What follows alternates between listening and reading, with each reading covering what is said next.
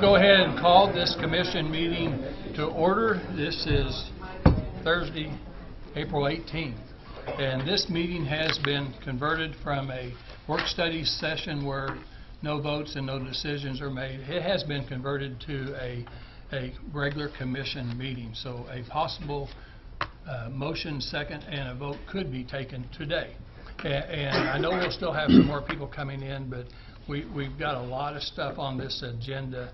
And as we come up one at a time to speak, can you guys hear me in the back? No, okay. We'll do this. For now on, we're going to do this. Okay, so turn it on. So as you all speak one at a time, we'll call you up here. We'll speak at the microphone here. And we're going to try to get as many people to be able to speak as we can. But the first thing that we want to do is once we start, we have a little, about 3 to 5 minute commission piece of business that got carried over from Tuesday. So we'll do that. Then we're going to go right into this entire session about the battery energy storage issue. Okay? So we're going to do that. We've got 4 great experts from Austin, Texas here. They're going to speak first and introduce themselves and let you know a little bit about what their specialty is. I think that's really going to be important. We have asked for all the questions and all the emails. I have over 150 emails, and I've spent a lot of time, as I know the other commissioners have too, and I know you all have, that we have a lot of citizens that have spent a lot of time researching the issue and have a lot of questions. And so our intent is to answer as many questions as we can today, and we'll see where this goes. Then we're going to have, if there's anyone in favor of this project, then we're going to have them speak next, because in their first 2 meetings, the second meeting had over 100, we didn't hear any positive comments. So we want to hear positive comments if we can. The commission's also going to be speaking and asking questions first, because we have not got to answer or ask any questions.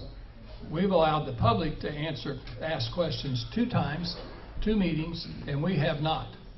And the way the Sunshine Law operates, we can't go talk to each other in our office, even though we're right next to each other. We can't say, Commissioner Jackson, how do you feel about this issue?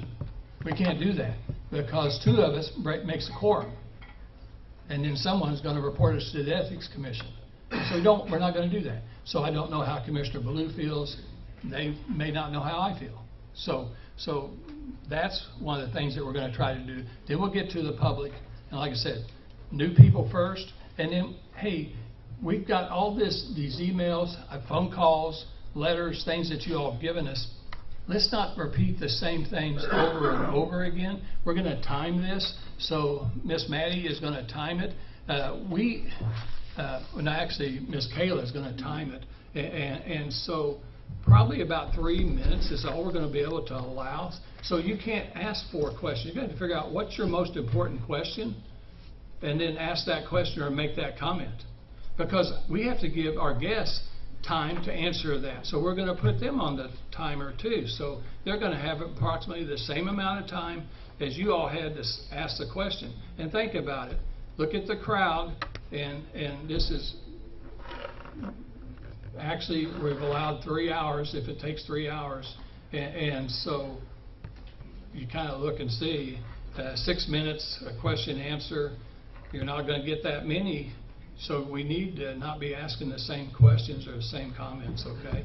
We heard the first 2, so if you got new information, that would really be important. If you've discovered something new, that would be really good. So, okay, I think we're ready to start. And then if someone's talking, please don't be talking back in the back and critiquing anyone or disagreeing or whatever you're doing, because this is a room where noise starts to get to everybody. So let's be polite to each other and make sure we get through this meeting in a good fashion, okay?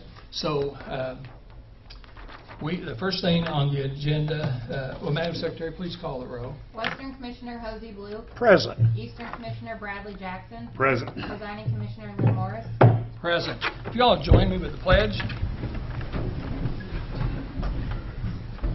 I pledge allegiance to the flag of the United States of America and to the republic for which it stands, one nation under God, indivisible, with liberty and justice for all.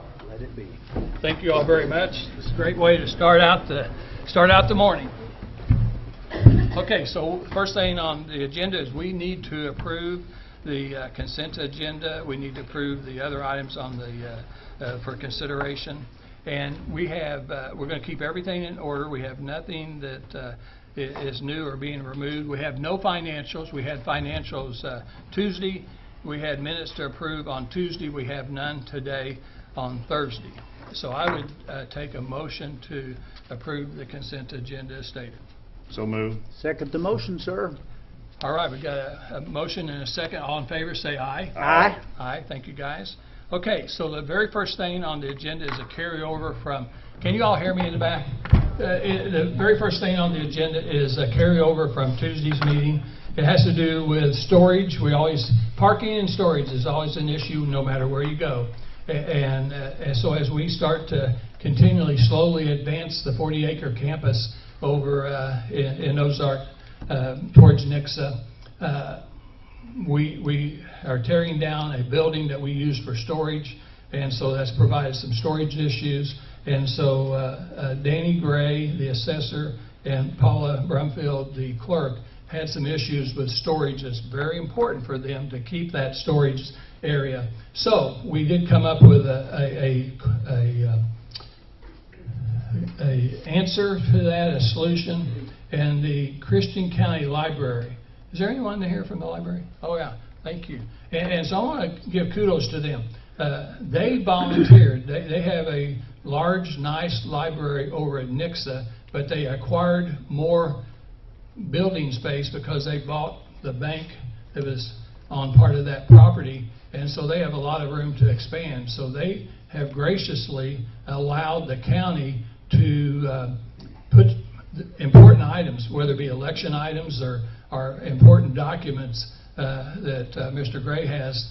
We're going to use that storage, and they came up with a legal contract, and then our county attorney came up with a legal contract. Worked together. Our county attorney added one paragraph that I think everyone's okay with. I've already signed the document, and so we just need, as a commission, we just need to vote that, I think this is a one-year contract, and then we'll see what goes after that. So I just need a motion and a second and a vote to accept this contract where we can get our storage taken care of before the end of this month. Do you guys, the assessor and the clerk, do you have any additional cares, concerns with the gross contract? Fully satisfied? No, just want to thank the library for doing this for us. Absolutely. Thank you so much. I would make that motion, sir. Okay, thank you. We got a motion? Second. Got a second. All in favor, say aye. Aye. Aye. Thank you very much. So that's done, and so we'll have that for Mr. Gray to have, and you'll be the responsible party, and you and Paul will work together on that. So, okay. So now we're going to go into why we're here, and that is the discussion of the Black Mountain Battery Energy Storage Facility. And the first thing that I think that we need to do is go ahead, and our representative from Black Mountain can come up and just introduce themselves, you, and if you want to go ahead and introduce the others where they don't have to get up, that'll save us some time. Absolutely. Okay. Yeah, thank you, commissioners. And excited to have everybody in the same room to inform and answer questions about our proposed battery storage facility. It's something that we're excited about and passionate about, and we brought 4 subject matter experts that can answer any and all questions that y'all have. So looking forward to the conversation, and we'll do a quick introduction. We got Jackson Hughes right here. He's Director of Development at Black Mountain. Carolyn O'Brien, she's Director of Permitting and Entitlement. And then we got Brendan Miller. He's outside consultant, third-party engineer with Westwood Engineering. And then Stephen Gordon, Director of Pre-Construction. So excited about the conversation, and looking forward to the Q&A. Thank you. And you all came from Austin, Texas, except maybe, are you in Austin, Texas too? The outside consultant? Okay. I'm Denver, Colorado. Okay, all right, thank you very much. I think the next thing that we'll do is start out with commissioners. Who wants to go first? You want to go first? I mean, I guess we can. Well, I thought maybe you were going to give them an opportunity to present their project and before we start asking them questions, but Well, you guys you want 5 minutes to kind of give a summary of your project? Yeah, we can do that. Okay, let's just do that then.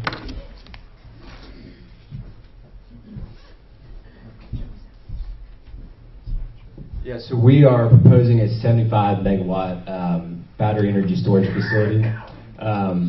And these are very site-specific projects. And the reason that we chose this location is there's a lot of congestion in the grid coming to this point of interconnect, this Empire substation. So we worked with Stu Stanger, who is a local developer in Springfield and Ozark, and are buying 30 acres from him. Really, we're only going to be developing I'd say about 10 acres for our storage facility. And the purpose of the facility is to store power during peak times in the grid when there's an influx of generation from coal plants or natural gas facilities or solar wind, and then intermittently put it back on the grid as that wind's not always blowing, the sun's not always shining, so that generation coming from those renewables, it will help keep the grid more flexible and also keep prices steadier for the consumer. And this is we have a whole market thesis on the reasoning for this location, but there will be retiring coal plants in the area, as well as additional solar and wind generation that comes online that will be supplying energy for the area. So while it's not been a concern in the past, new retirements and additional renewables coming online it'll help streamline power for the area. So. Okay. Thank you very much. I tell you what, I'll kind of go ahead and get this started if you don't mind. Is that okay? that's fine. I'll give you guys time to think. Sure. I've written some questions down. I've been studying this a lot. Okay, so you say that you're going to use about 10 acres out of the 30. Several of the comments that I've gotten from people is, how do we know in Christian County that you're not going to develop, because you're building it and you're going to retain a minority interest, and I guess that's what you do on the ones that you build. You don't run them. You build them to sell, and those people that are buying are getting the federal subsidies. Looks like to me, not you all, and that encourages people to be a buyer. And we don't know who those buyers are. They could be anywhere in this country, or could be in another country maybe. We don't know that. But you got 20 more acres left, and what some of the people are asking is, well, how do they don't like this project to begin with, but how do they know that this wouldn't expand from 56 batteries to 75 batteries or 100 batteries, because you've got 20 more acres. Yeah. So. And I can take that. Yeah.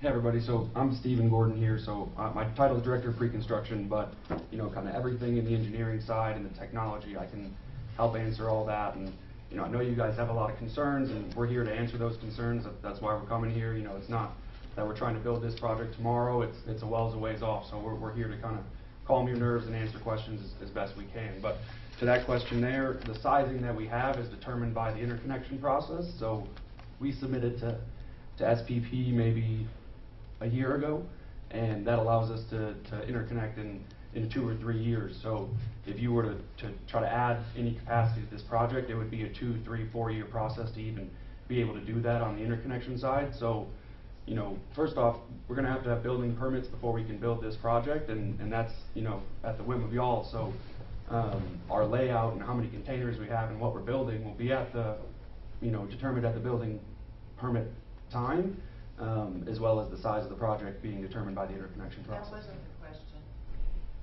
that I heard. It was, what will the future owners, how do we know that the future owners won't expand, not this particular project? So the future owners won't be able to expand in this area because of the interconnection process. So when we submit to this process, that we submit to a process that is, you know, through the government, through SPP and the Southwest Power Pool. There's multiple years to be able to go through that process, so you can't just add more batteries into this process. Any other project that would come here would have to come back to y'all here and get approval. And when we build our project, what we get designed, what we have approved to be built through the building permit process, we'll have our layout that we, you know, all agree on through the building permit. And then if any changes were to happen or anything else would be added, they would have to come back here to get approval. So even though the land would be privately owned, they would not have the right to expand development without coming back to the commission?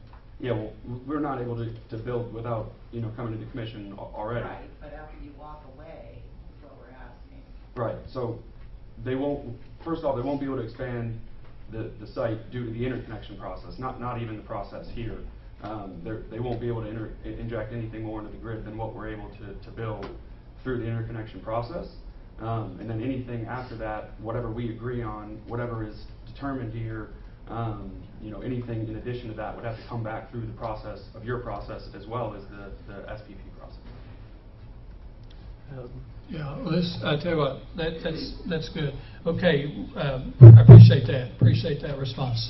So another thing, so these first ones are things that I've gleaned out of a lot of emails, because I know a lot of you aren't going to have time to ask these questions. So you mentioned a while ago that, you know, you chose Christian County, and in most cases, for a lot of people, they're glad when businesses choose Christian County, especially when there's jobs, high-paying jobs, six-figure jobs. That's what we need. And you know, but in this particular case, is it because you guys chose Christian County because of that substation? That was one of the areas. Yes, sir. Do you guys ever build your storage centers in industrial areas?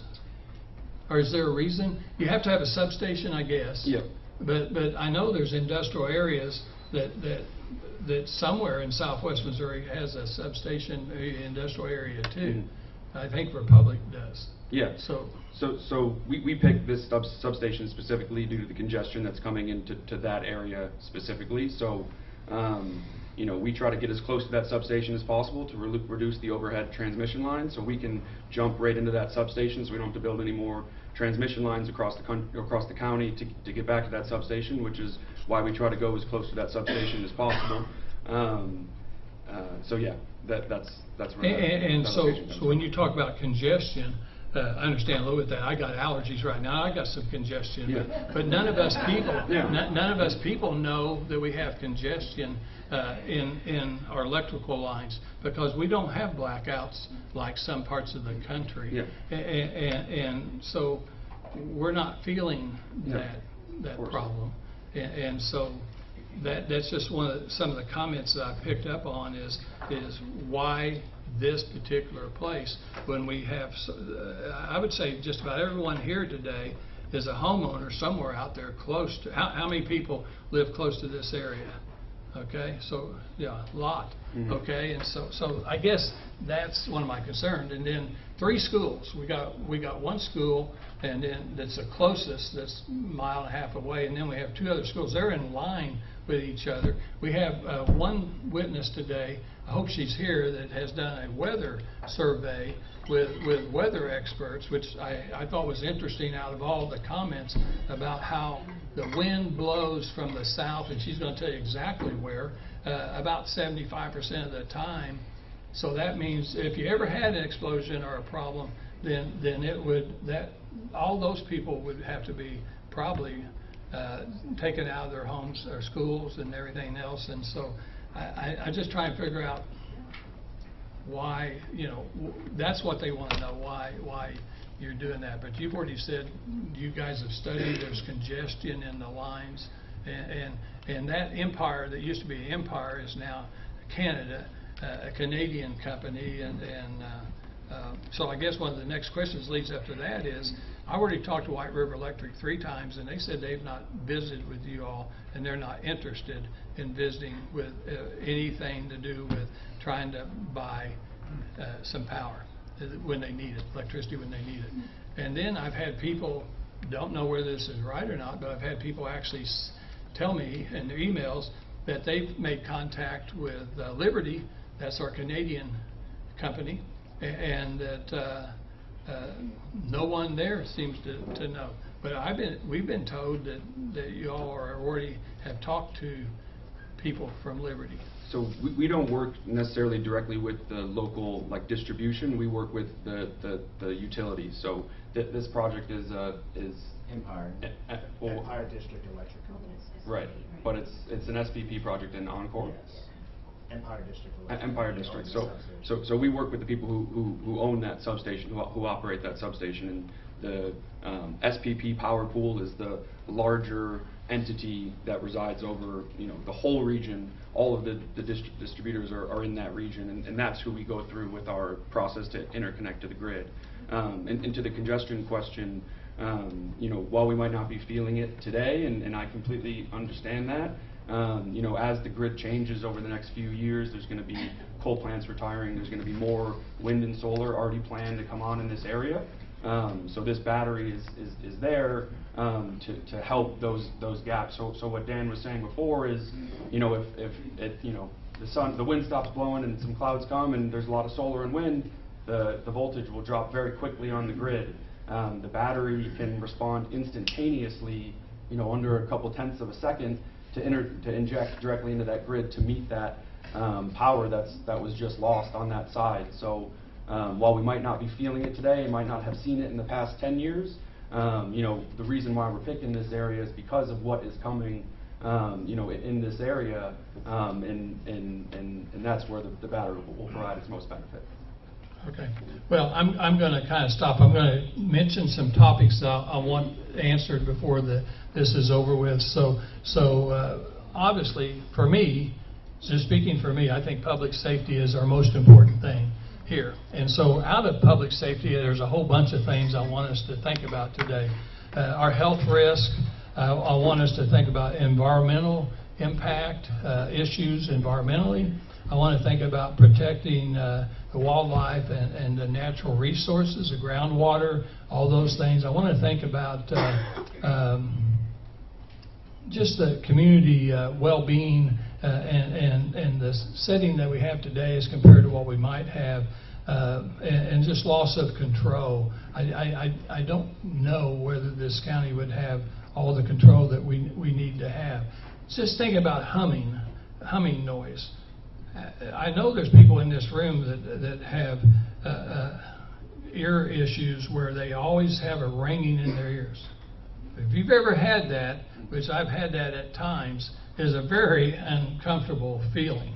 And a humming noise that's 365, 24 hours a day could be just really detrimental, I think.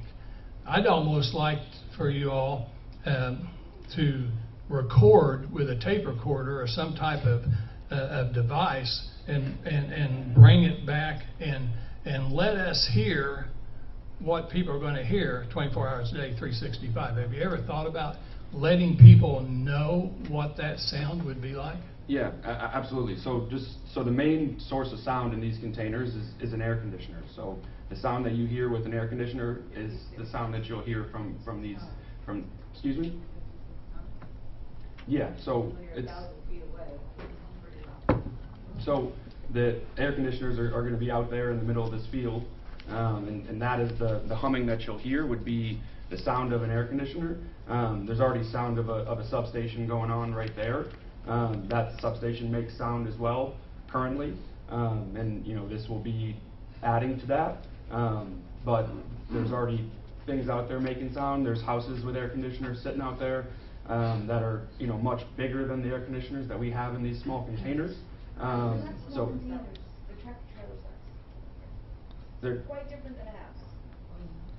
right. Let's not minimize that. Getting ahead of her. Okay, all right, that's okay, that's fine. So anyway, that's a concern, I'm just gonna close it with this. Somewhere in this discussion today, I wanna hear what is it really a plus for Christian County? We've got our assessor here, you guys gave us some financial numbers that he's worked with, so it's not our numbers from the county's perspective, it's your numbers that you've given us, and if someone wants Mr. Gray to comment on that, you guys could ask for that. We also have Mr. Matheny, our fire chief at Ozark, tremendously a guy that absolutely knows fire safety and science. And he's done some research too, so if you guys would want him to speak today, you could ask for that. But I mean, you know, for a lot of us, we look for what is it going to be in for us? What can we get? When you guys mentioned 100 to 150 jobs, we're not going to have any jobs after the construction process. When you talk about construction jobs, it could be over 100 people. I don't think from Christian County or even Greene County, most of those people are going to come from someplace else. You know the history of how you built the buildings, and now we may have some concrete work, we may have some groundwork and stuff like that. That would provide a job, but these are not permanent jobs. And so what I've seen out there in emails is, where's the permanent jobs? You're not going to, all your devices are, and they're very sophisticated, and they're going to be gauging everything all the time and sending that data someplace else, so you don't have someone watching the data, all those, you know, machines right now. You're not going to be seeing that, so nobody's going to be doing that here in this county. I imagine you probably have a couple people, maybe if something goes on that's hard just to take care of a call or something like that. But again, that's what I've heard out there. So at some point today, we might want to address. I don't think it's going to save our citizens any money on electricity, because I know everybody's in it to make money, and the companies that are buying it at a low price are going to sell it at a higher price, and they're probably not going to discount the citizens in this area. So we're going to still pay whatever the high price is. And we all know, when you talk about Empire Substation, District Substation, I didn't realize, so Empire District was a good electric company that we dealt with, and our rates were lower, much lower. And now we deal with a company out of Canada, and our rates are much higher, and they go up much higher every time. And if you ever can't pay your bill, they'll shut you off. And Empire did not do that. As a state rep, I saw 8 years that I could always get money and get those people taken care of and get 3 extra months paid, and they would always work with us. But Liberty does not do that. So we don't know who's going to be buying this thing, but I'm just telling you, those are the concerns. That's my concern, but I'm just speaking for all those people. Okay? So, Commissioner, do you want to go next? Well, Have I any questions, comments? would just say that of the things that I have heard, the thing that I've not heard yet, and I'd like to hear before I Okay. comment, I won't All right. speak for Mr. Jackson, Okay. are the people here that's not representing this company and not representing those that are against, because I've gotten wonderful information, a plethora of information from folks that are opposed. But we've got some folks here that are Yeah. are Favor. supportive, Yes. and I would withhold my comments Okay. till after I hear those folks. Okay, perfect. Okay, But who he- wants to speak first? See if Who he, who wants to speak? see if he has a comment first. Yeah. Well, I did have a question for Okay, Black Mountain. sure. Do you want to handle Yeah, that? sure. All right. So one of the questions that I had, you talked in your earlier statement, well, I'll go back and preface. You were saying Empire District Electric owns the substation. That's Liberty Utilities. That's the Canadian-based company. So I just wanted to correct you a little bit there. Liberty Utilities owns the substation. They're based out of Canada, and everything that Commissioner Morris has said about their business has lived up to be correct to what he's saying. There is a representative from Liberty Utilities in the room today, and we may call upon her to see if she has any information with regards to this project. But you had mentioned that The storage of power in this site will intermittently be released back onto the grid. Can you explain intermittently to me? Because you're doing a $100 million project that's going to be taxed, and if you're intermittently, to me that means every once in a while we're going to put power on the grid. I'm a business owner. Everything to me is dollars and cents. How do you make money? How do you get your return on your investment? Well, you're going to get your return because you're going to sell it off to somebody else. But how are they going to get their return on their investment other than through the Green New Deal, which is our tax dollars subsidizing them? Yeah, so we make we make strategic partnerships with people who operate these projects. We take them through development, just the way that anything else in other industries would be developed. We might not be the eventual owner-operator, but we have skin in the game, to the end of the project. The way that it makes money is by, buying energy when you guys are sleeping in the middle of the day, and then releasing it back to the grid, in the hours where y'all need it. So when everyone's sleeping at night and there's no one's using electricity, and all the lights are off, the power is very low. That's when the battery will charge. The battery will be sitting there, and then when the grid needs it, it'll put it back. So intermittently is daily. Yeah, it'll usually go one cycle per day. Is usually what it intermittently is daily. Okay. Yeah, usually daily. All right. Yeah. So you're going to be buying when it's low during the middle of the night, turn around and selling it back into the grid during the daytime when it's high. Yeah. We're on peak usage now, so we don't have a flat rate. Okay. Yep. In this area anymore. So now is that going to cause? Now that you're going to be pulling electricity in the night, is that going to become a peak time for everybody that's using electricity? So now when we're in the middle of the night, our usage is going to be higher where currently it's lower? I don't know the specifics of your guys' peak usage, so I don't want to speak out of turn, but I would say one battery project is not going to, our battery project charging for 4 hours, I wouldn't suspect would put y'all in peak usage, but I don't. What about the electricity used for the air conditioning and the heating of each individual battery unit? How much electricity does that use? Well, I don't have that number directly off the top. You're an engineer. Okay, hold on. Let's be fair. Everybody's going to get their opportunity to speak. I don't want to cut anybody off. It's good to have a rebuttal right when they're saying it because people Sure. forget. Sure. I had to sit through Commissioner Morris for 15 minutes to get my rebuttal, so no offense, sir. Let's go first speak to this. So I guess at this point, that answers those two questions. I'm sure I'll have more, but I wanted to get them on there top of mind. So is there anyone in here in the audience that's here to speak on behalf of this project? I think so.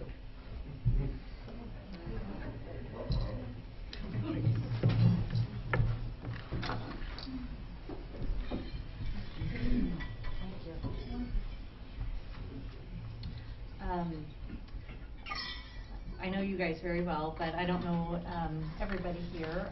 My name is Kristen Hazeltine. I'm with Show Me Christian County. We are the economic development organization for the entire county. We have partnerships with the commission, with the cities of Nixon, Ozark, and as well as the private industry.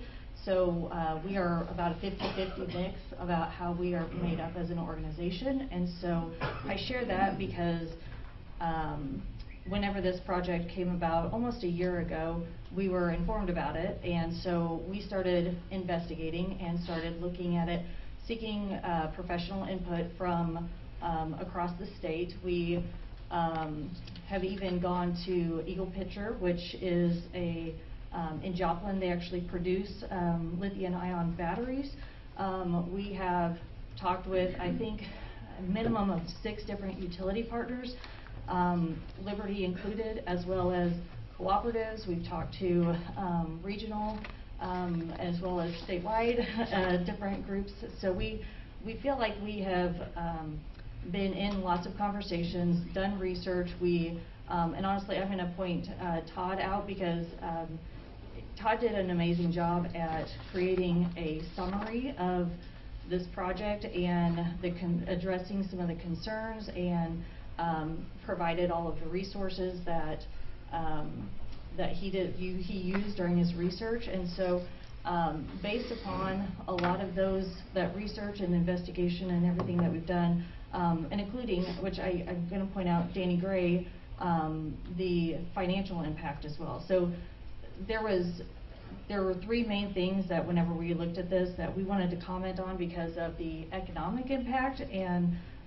one I know was the construction jobs. Like that was something that, yes, that's the point of the construction industry, is to have a project, to do the project, create the jobs, and move on to it. So there's still a very important piece of job creation that, yes, it's temporary, but that's how the construction industry works. So I don't want those jobs to be discounted. That is important for our construction group, our construction industry, as well as the energy supply. Many of our utility partners has this as a strategic plan down the road to investigate, to look at, to hopefully actually bring in battery storage facilities. So this is kind of that next wave of like the future, what people are looking towards. So this is not this is like first to our area in Christian County, but this is not going to be the first that we're going to be asked to look at. I don't believe that. And then the other factor that I mentioned is the financial impact. And so I think that is not my expertise. That is the assessor's office. So in year one, it stated that you guys created based upon the numbers that were given to you was a $2.1 million impact financially from revenue. So for taxes. So if you look at that, the lifespan of this project is 20 years, and I think that projecting out, my understanding is very hard to do because there's going to be replacement, things that happen that could actually change the value positively. So if there's no changes made at all, if you continue to, it will reduce in rate over time, but the total amount over 20 years is $24 million. That would be generated for the county. So I think about that financial piece of it, that is I don't know, and actually, let me back up a little bit. The school district gets over 70% of the taxes generated from this, and this is about a development of a 10-acre parcel. I don't know of another development in Christian County that generates that kind of tax revenue. And so I think that if you look at that over a 20-year time period, that is almost what, 2.5 times purchasing the Dolby building. So I think about what that means for our school system as well, as far as that financial impact. And again, I'm looking at the numbers that was provided. So, overall, and I think that the other, those are the big three impact things that I wanted to address. I do think that this is still the beginning of a conversation.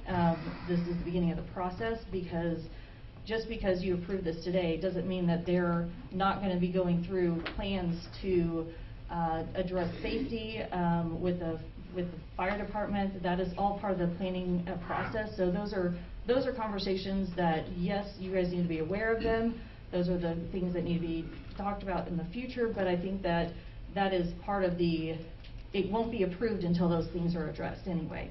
So I think that those are things to keep in mind today too, that's down the road. So I think that those are the highlights that I wanted to point out today, and happy to answer questions on anything I've mentioned, but I think there's so many more people in the room that have expertise, like you mentioned with the fire department, that can address the health and safety. And I mean, even Todd could probably discuss and share the environmental studies that have already been done. So I think that a lot of the research is there on the positive side that we can look at. Any questions concerning what Ms. Kristen just said? Thank you. I have something. We've talked to some people in New York, and their property values have gone down 30% and 50%. So they were promised tax increases, like for the school, for example. In fact, that never happened because their properties lost value, so their taxes went down. My understanding that there's actually been no research done on that. So, but I do have a letter from Stu Stanger, who is the property owner that is adjacent to it. Now, I think that it touches all of his property, and the reason I think that bringing this up is vital at this point is because Stu, his intention is to do a housing development, and if he was willing and done the research as well to sell off this piece of property, I don't think that he would want to put a 400-acre development with brand new homes, and if he thought that was going to decrease the value of his homes, that in his development, future development, I don't think that he would be willing to do that. And he has adjacent to that property, that is like he is in the middle of it, and he's going to develop around it. You know, so I've talked to Mr. Stinger a couple of times, and he has stated that he can start to build homes, $300,000 all the way up to $700,000 homes. So that's a pretty nice subdivision. Have you got that letter? I'm disappointed that he's not here, but he's at another meeting today in another city. So can you read that letter? Yeah, and I'll share it with you guys too, for Yeah, you guys to because I think that people need to hear what he stated as why he thinks he still can build a subdivision out there. It says, we are writing in support of the proposed Sabertooth BESS development by Black Mountain Energy Storage. As active developers in the Ozark and Springfield communities and owners of the surrounding parcels to the proposed project with plans to develop a single-family housing, we support additional grid resiliency in close proximity to our development. Furthermore, we believe the passive nature of this project will complement future development and accelerate the improvement of this vital corridor. We believe this support is necessary as our electric grid becomes increasingly reliant on intermediate renewable energy resources and will also help keep energy prices steady for us, the consumers. Sincerely, Stu Stinger with Natural Bridge LLC. Okay. All right. You So. can build the property without the thing there. That's not going to supply power to the houses that are there, so it makes no sense to me. And I'd like to hear from Danny. Okay, about so the okay. $1 million Oh, a year yeah, assessment. okay, yeah. First of all, you're going to have to raise your hand, stand up. I'm not going to allow anybody to speak that doesn't stand up, raise their hand. I just can't have people shouting out there. So, Mr. Gray, do you want to just give a little, I know you haven't had a lot of time to look at those numbers. You looked at them yesterday afternoon. You and I talked about it, but the numbers, I'm Danny Gray, the county assessor. I was given numbers yesterday about this project. They turned in approximately $96 million in personal property. That will be set up on a 20-year depreciation schedule. In this particular case, the first year assessed tax dollars would be 1.784 on personal property. The real estate tax value would be at $315,000. First year's value would be about $2.1 million. That is a depreciable number. So over the course of the 20 years that she was talking about, we're dropping at a little over $100,000 in tax dollars per year. The problem to project it out that far, it's really hard to do. They're going to have batteries go bad. They're going to have things they have to replace. That life on those things will change, so it'll start all over on some of this stuff. But currently, based on the numbers I received, it would be taxes of about $2.1 million. Is there a question on that? Yes, sir. And who gave you those numbers? That came from Black Mountain. Gotcha. Yes, that's all I have. I have nothing else to go on. I understand. Yeah. Yes, sir. So, at the last meeting, we relatively, that it had not been determined if this was going to be taxed as personal property or in some other manner. So has that decision been made? Well, these are a depreciable item. Batteries are something that have a life. It's opposed to real estate doesn't have a life. It doesn't have a depreciable factor, but those batteries do. So the same thing if we did solar. Solar does the same thing. It has a depreciable life. So on solar panels. you'll tax this as personal property and Not as real estate, right. And there's kind of some other things that come into play based on whether we look at personal property or not, or how those are attached to the ground. These, I understand, are storage facilities. They can probably clarify this. I was told that these were like large storage facilities. The batteries, they actually buy them with the batteries inside the storage facilities. They buy those from a company that does that. So the best way to do that is personal property. So, yeah. Any other questions on it? Danny, if that was personal property, then would the taxes on that go to schools? Yeah, it's two things. On the real estate side of that, we will be taxing that as commercial property. It has a surtax on it, so the levy is higher on commercial property. But where it's on personal property, that's not the case. But the distribution is the same. The schools are going to receive somewhere between 72 and 75% of that 2.1 million. Okay, thank you. I think one thing that we should be thinking about and remembering, there is a large push, there is a candidate running for governor that's been running on the premise of no more personal property tax. If that is a measure that gets through the system and there's no more personal property tax in the state of Missouri, there would be zero revenue coming in off these units. Got a quick question. Batteries are personal property and they are now taxable. So what determines that batteries, like we pay personal property taxes on our cars, on our boat, on our little trailer. So where does the batteries come into it? If I put a Tesla battery on my house, do I have to start paying personal property taxes on that also? Where does this come from? Well, because this is a utility company. They're actually a utility company. When they're selling back to the grid, it's a commercial business. You're not, and neither are we. Solar panels. We don't tax solar panels on your house. We do tax solar panels that are a solar farm that are generating to the grid. That they're actually a commercial business and they're a utility company. That's the difference. But yeah. Oh, no, I have a different question. Any more questions from me while I'm up here? So, thank you, guys. Thanks, Danny. Thank you guys very much. Mr. Matheny, do you want to come up and just talk about what you and I talked about on the phone? I don't want to put you on the spot, but I mean, you've been at every meeting, and this gentleman here, he knows fire science, and he's got a great department, and all the employees are just tremendous employees, and so you kind of done some research and just trying to find out what you need to know and what we all need to know about safety. I'm going to present some facts. My job as the fire chief is to protect our citizens and our firefighters.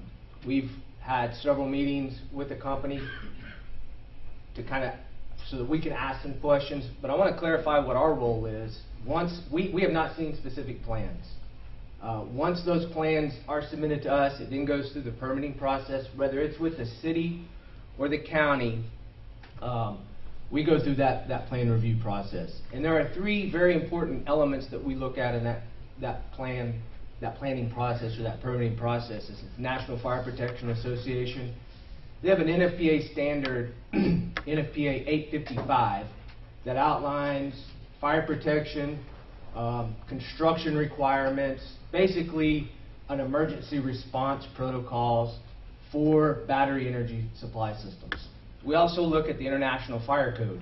The most current edition is the International Fire Code from the 2024 edition. Now, the county has only adopted the 2012 edition. That's probably another conversation we need to have at another date. But since this falls under new and emerging technology, 2012 edition didn't probably even address lithium batteries at the time. So we would enforce the most current, I don't know if I have the authority to do that, but I would certainly push for that, the most current edition of the International Fire Code. The third element that we look at is there's an underwriter's laboratory testing mechanism to these containers.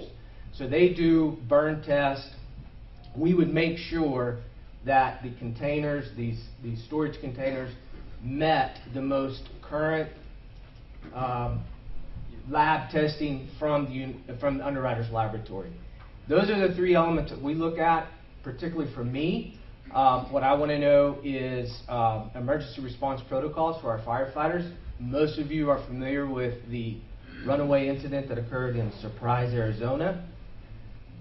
When those containers, when there is a runaway incident and they're opened up and air is introduced to them, that is when a fire will occur.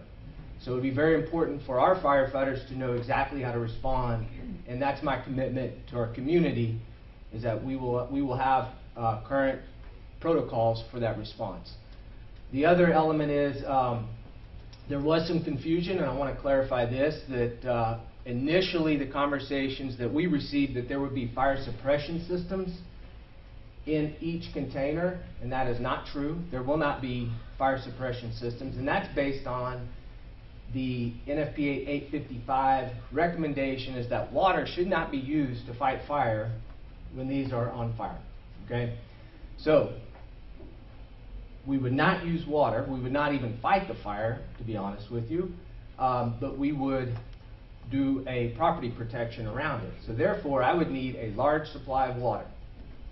Okay, and currently we don't have a water supply in this area to do that. So when the permitting process, if it were approved, and the permitting process would go through, it would be our priority to ensure that there's an adequate supply of water to protect the area. Those are my concerns.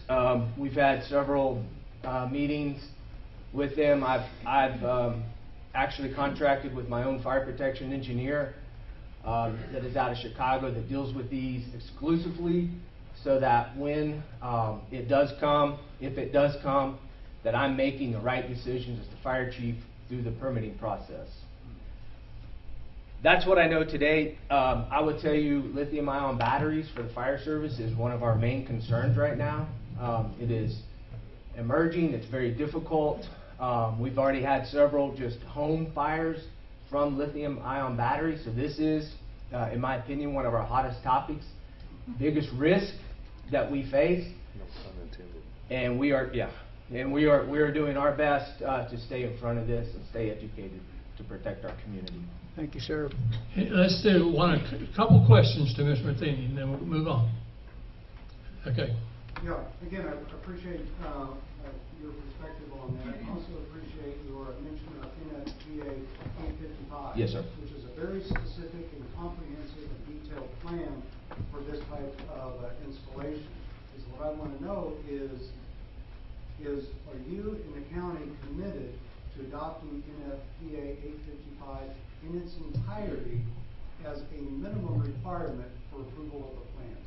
That would be my, I can't speak on behalf of the county, but I can speak on behalf of the fire district, that it would be our intent to enforce the full of NFPA 855. Does that make you the authority having jurisdiction? We are already the authority having jurisdiction over fire codes and fire protection. So you will be the authority having jurisdiction as it's stated within NFPA. As the fire code official. As it's stated within NFPA 855, you will be the authority having jurisdiction to ensure that all those guidelines and all those preventive measures are met prior to any approval going forward. That's correct. Okay. And that's how it currently stands today. Okay. Thank you. Next question. Okay. Yeah, quick question. Can a halon suppression system be used, or AFFF to fight a fire? AFFF could not. I don't want to speak on the halon system. Potentially could, but from my understanding and the research, and this is emerging research, I want everybody to know there's lots of research going on right now in suppression systems, but my understanding is halon would not be effective either. But an AFFF system, I can assure you, would not be. There are some other dry chemicals suppression systems that could be utilized, but AFFF would not. Yeah, how long would these things burn? Because apparently we just have to, if they catch on fire, we just let them burn until they're no longer burning, right? So how long would this, if one caught on fire, how long would it burn? Because I think people need to know how long will they have to evacuate their homes. Yeah, and I can't answer that question. I have no idea, other than the design of the UL testing, to my knowledge right now, is that if a battery, and they call them a runaway incident, if it were to catch on fire inside the container, as long as a door was not opened up or any air was introduced in it, then it would be contained to that one container. That's the research from a laboratory. When you introduce real-world elements into that, I don't want to predict what could happen. Is that fair enough? I don't want to predict what could happen, but I would be prepared for the emergency response perspective to protect the entire area. Didn't that happen in Stratford just recently? That was a different technology. Yeah. I can speak a little to that. So it will vary by the specific equipment that is installed. So typically what you've maybe seen is these instances where I say, oh, this thing burned for 24 hours or 48 hours, something like that, and that's because that fire was being fought with water, exactly the way that he's saying they will not fight it, and that is the best practice now, is to let these combust rather quickly. So we're talking scale of hours, not days or anything like that, if you've heard that before. But it will vary by the exact model and make of the equipment that's installed. Okay, let's do one more question, right there. I have a question on the lack of water supply. So where would you get the additional water supply, and who pays for that additional water supply? Can I respond to that Yes. real quick, and then I'll turn it over Yeah, to you, yeah. because I don't want to speak on your behalf either, but that was my question as well to them. I was very concerned about water supply. And I got 3 answers. One, they would either, there's a hydrant located on Old Prospect Road, is the closest one. I don't want to rely on that hydrant. That's a hydrant that we rely on exclusively for the south end of our district. So, in my professional opinion, and again, I haven't seen the plans yet, so I don't want to go off and state anything incorrect, but that would not be an adequate level of protection. The other response I received was they would run a new hydrant line, new supply line through the area, so there would be hydrants located on the site. Okay, and then the third would be to build a pond that we could draft off of, and although it may meet the NFPA requirements, I would push back on that quite a bit. But I'll let you guys respond to that, because that was the question I had as well. Yeah, so we had a couple options that we posed there. You know, I think if we can meet the requirements and get it approved, you know, we'll do whatever it is that we need to do to satisfy y'all and to satisfy the fire chief. So if you know, if we don't want to do you know, one option, we want to do something else, then we can certainly do that. You know, one way that it's done frequently, if we can't actually get a water line to site or there's not hydrants there, is instead of pulling from a pond, we'll actually install a water tank. So have a 30,000 gallon tank filled with water sitting on site, and that can be used to fight the fire, you know, adequately per the chief. So, Okay. are you saying that your company is going to pay for the cost of putting in all the infrastructure for this plant, and that the county taxpayer is not going to have to absorb any of it? Of course. And you're going to fix the roads after they've been destroyed Absolutely. by construction? Yeah, so a road And used we're to going to have to maybe look at a water tower tank on top of your facility? so the water tank Our will. view? So first off, the county won't be paying for anything for this project. We would pay for everything. We'll pay for the water. We'll pay for all the improvements to whatever you know, roads need to be improved for our construction. You know, per a road use agreement, if anything is damaged, we have to put it back to you know, that to that status or better. So wherever it is, it will be what it is currently or better, and the water tank will be on the ground as well. So you won't be seeing it up in the air. Okay, one more question, then we'll move on. I got a question regarding the sound performance of these individual battery containers as an individual container, and then also modeled as the complete storage farm. So are there sound specs, and are those sound specs given in sound pressure, not sound power, sound pressure? Can you tell us how much it mitigates as the distance gets further away, and an overall weighted dBA value, and then across the octave bands? Yeah, so I can't give you all those answers here, but we are in process of a sound study that's going on right now. It's pretty standard for these projects to model that and to show how the sound propagates. I don't want to speak to the results right now because we don't have them currently, but you know how this would usually go in a situation for, you know, usually around 200, 300, 400 feet away from a site this size. The sound would usually be mitigated down to a 35, 40 dBA, which there is no sound ordinance here, but if there were, that would be well under any national sound ordinance, to build anything from an industrial park or otherwise. And just a follow-up question, you have water-cooled containers instead of air-cooled. Yeah, so we haven't picked the final technology yet of which actual manufacturer we're choosing. So if it is a water-cooled container, the sound would be much lower. So if you have an air-cooled container, you got the HVAC system, that will be louder due to the the HVAC, the mini AC unit sitting on each container. But we haven't made that determination yet. Does the sound study include the effects on wildlife of the sound, or just the measurements of the sound? The sound study just shows the measurements of what's nearby. So it will show you. Anything on wildlife impacts? We've done extensive studies on the actual area and what species are there or what is surrounding, and everything has come back clean of no concern on the environmental front, and we have those reports that we're able to share. All right, very good. Thank you. So I think the next step is we do have some people that have never spoken before, maybe they weren't there the first two meetings. So the first one I'll call up is Mr. Downing. If he can come up. Now, here's the deal. We've been spending more than 3 minutes on these. If we continue to do this, we're not going to get very many more people. We were already through the first hour. So what now? We probably need to start timing and trying to keep 3 minutes or so. May I make a comment? Yes.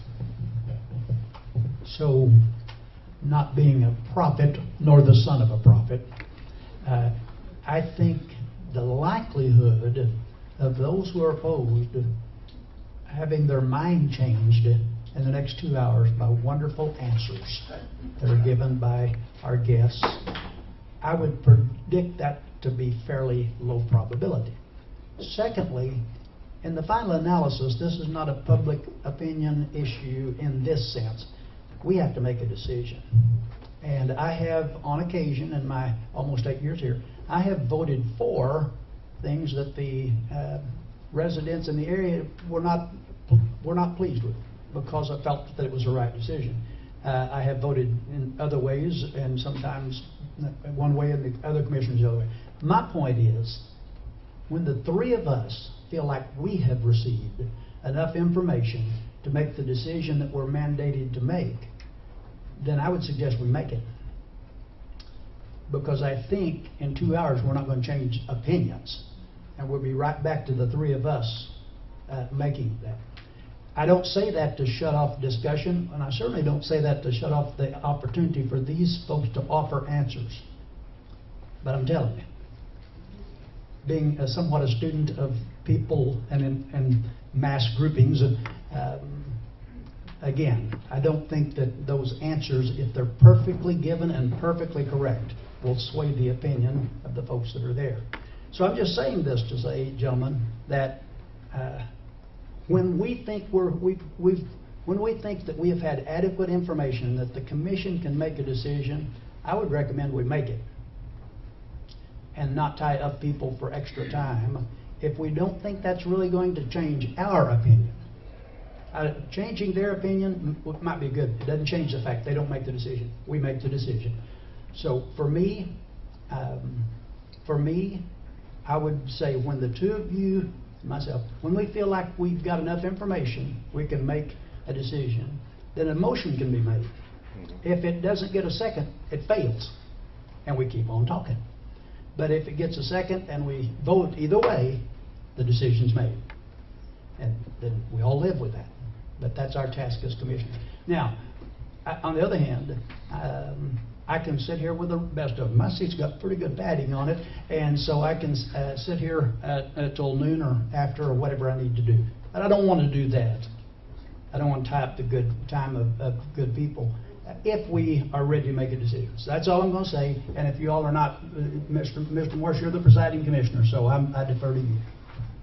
And I do understand what Commissioner Blue said, but I'm a little bit different.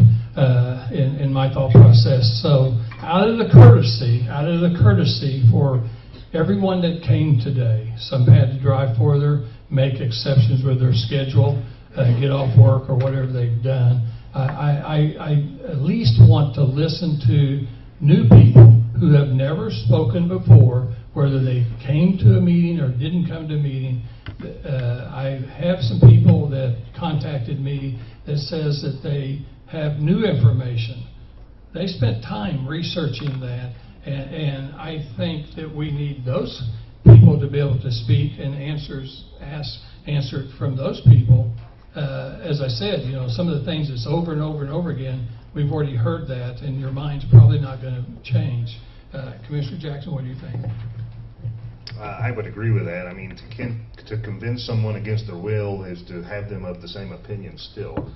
So I don't know that that's going to work. But I do want to hear a little bit more from, you know, some of the people that are directly involved. If the representative of Liberty Utilities would like to speak, I'd love to hear their comment. If the ambulance district is here, who's responsible for, you know, a portion of the public safety, they're here. If they have an opinion and they would like to present that, I would like to hear that.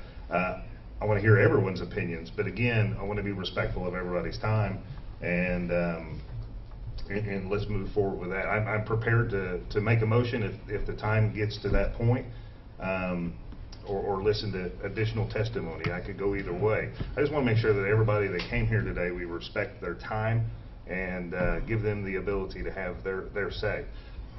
I would love to hear, though, new additional information than what we've heard multiple times over. Point well taken. Yes. Yes, ma'am. Tracy Slagle with Liberty Utilities. I actually did not come today to be a subject matter expert, so thank you so much for You're welcome. But I did come just to learn. And if there are any questions that are specific to Liberty that you gather from the employees, or from the residents rather, I'd be happy to take those back to subject matter experts and see if I can find an answer for you. But I do want to reiterate what you said. This was a decision that the company made with the Southwest Power Pool. So the Southwest Power Pool is a major source of energy supply for co-ops and for private utilities. And so this really was above our head. It wasn't a relationship with the distribution lines that serve your community homes. It's this business decision that's far above our head. So there's no contractual agreement between Liberty Utilities and the BESS system? Again, I'm not a subject matter expert. Okay. I think there is some type of a contract that occurs so that they can pull the source from the substation. But again, that is something that's dictated by the Southwest Power Pool. Okay, perfect. Thank you. Thank you. And I didn't mean to leave out Jared Taylor, who's here with Eric Burleson's office, our great congressman. So if you have any opinions, or the congressman has any opinions, please feel free also. Sorry, I put you on the spot. He's giving me the evil eye there. Ms. Thompson, do you have anything with a concern from the ambulance district? I fall in line with Chief Matheny here. There is still a lot that needs to be researched from the EMS side. Obviously, anything that they would respond to regarding this container location, our EMS crews would be there directly behind them to back them up. So I don't have enough information to state an opinion. It is our first obligation to provide to the community and provide safety to our crews. So I stand behind what Chief Matheny has presented today. We also have, well, he was here, the Director of Emergency Management was in here earlier, but I think he may have stepped out. I wanted to hear anything that concerns that he might have as well. Oh, there he is. Mr. Amtower, do you have any questions, comments, concerns with regards to BESS in the community? Because if there is a disaster, you're going to be the first, well, maybe not the first, but you're going to be the boots on the ground in charge. Yeah, I don't think I'll be around that place when tornado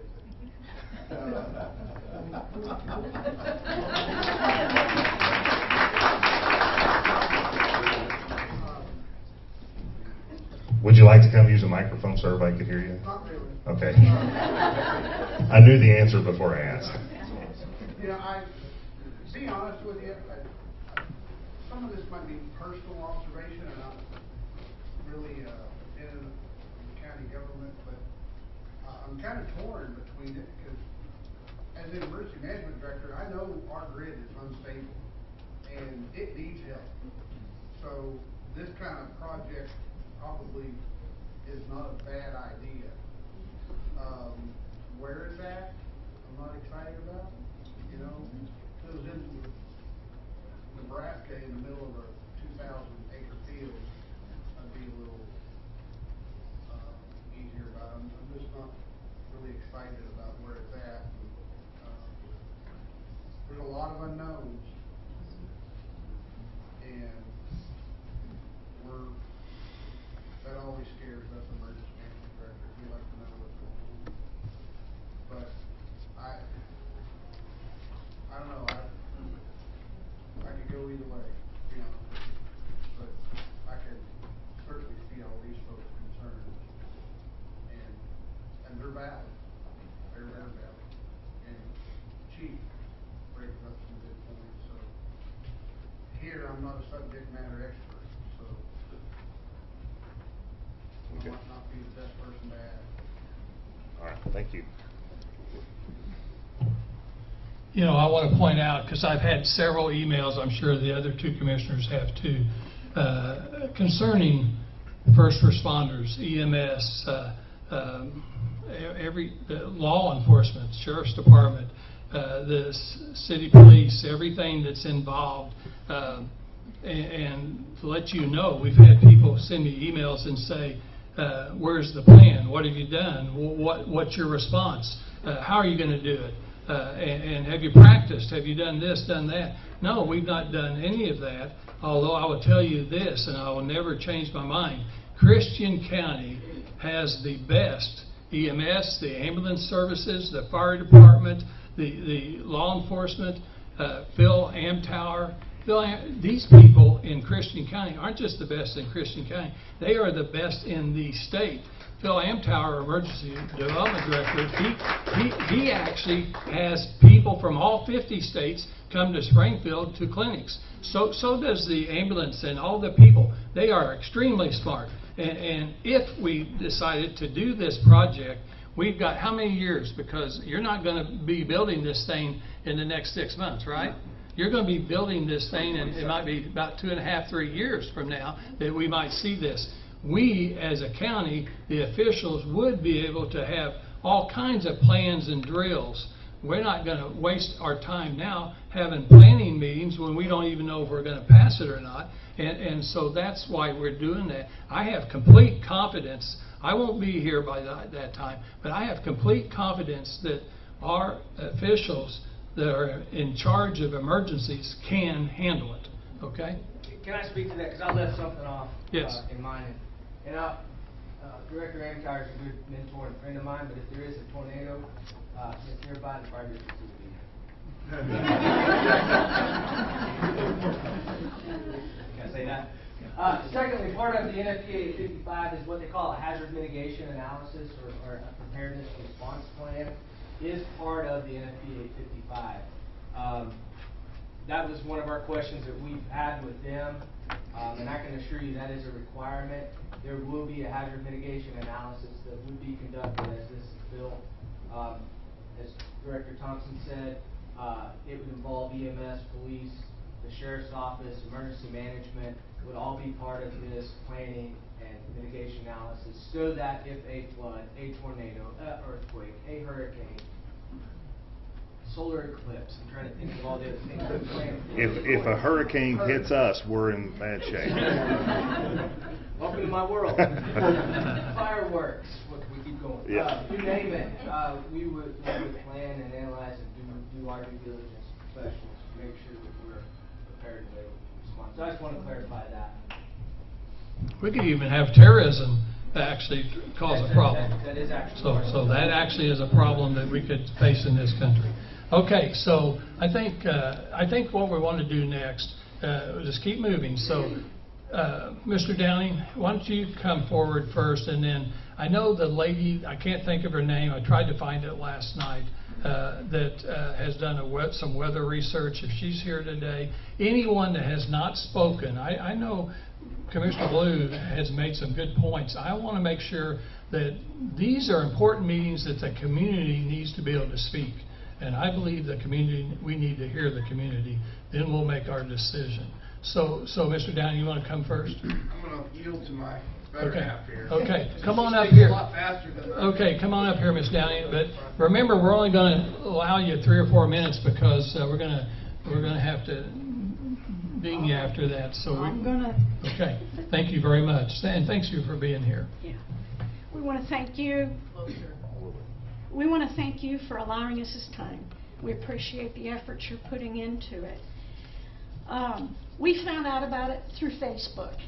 We are kind of shocked by how little information was placed out into the community and how few people were reached in the process for something that's going to affect the entire county.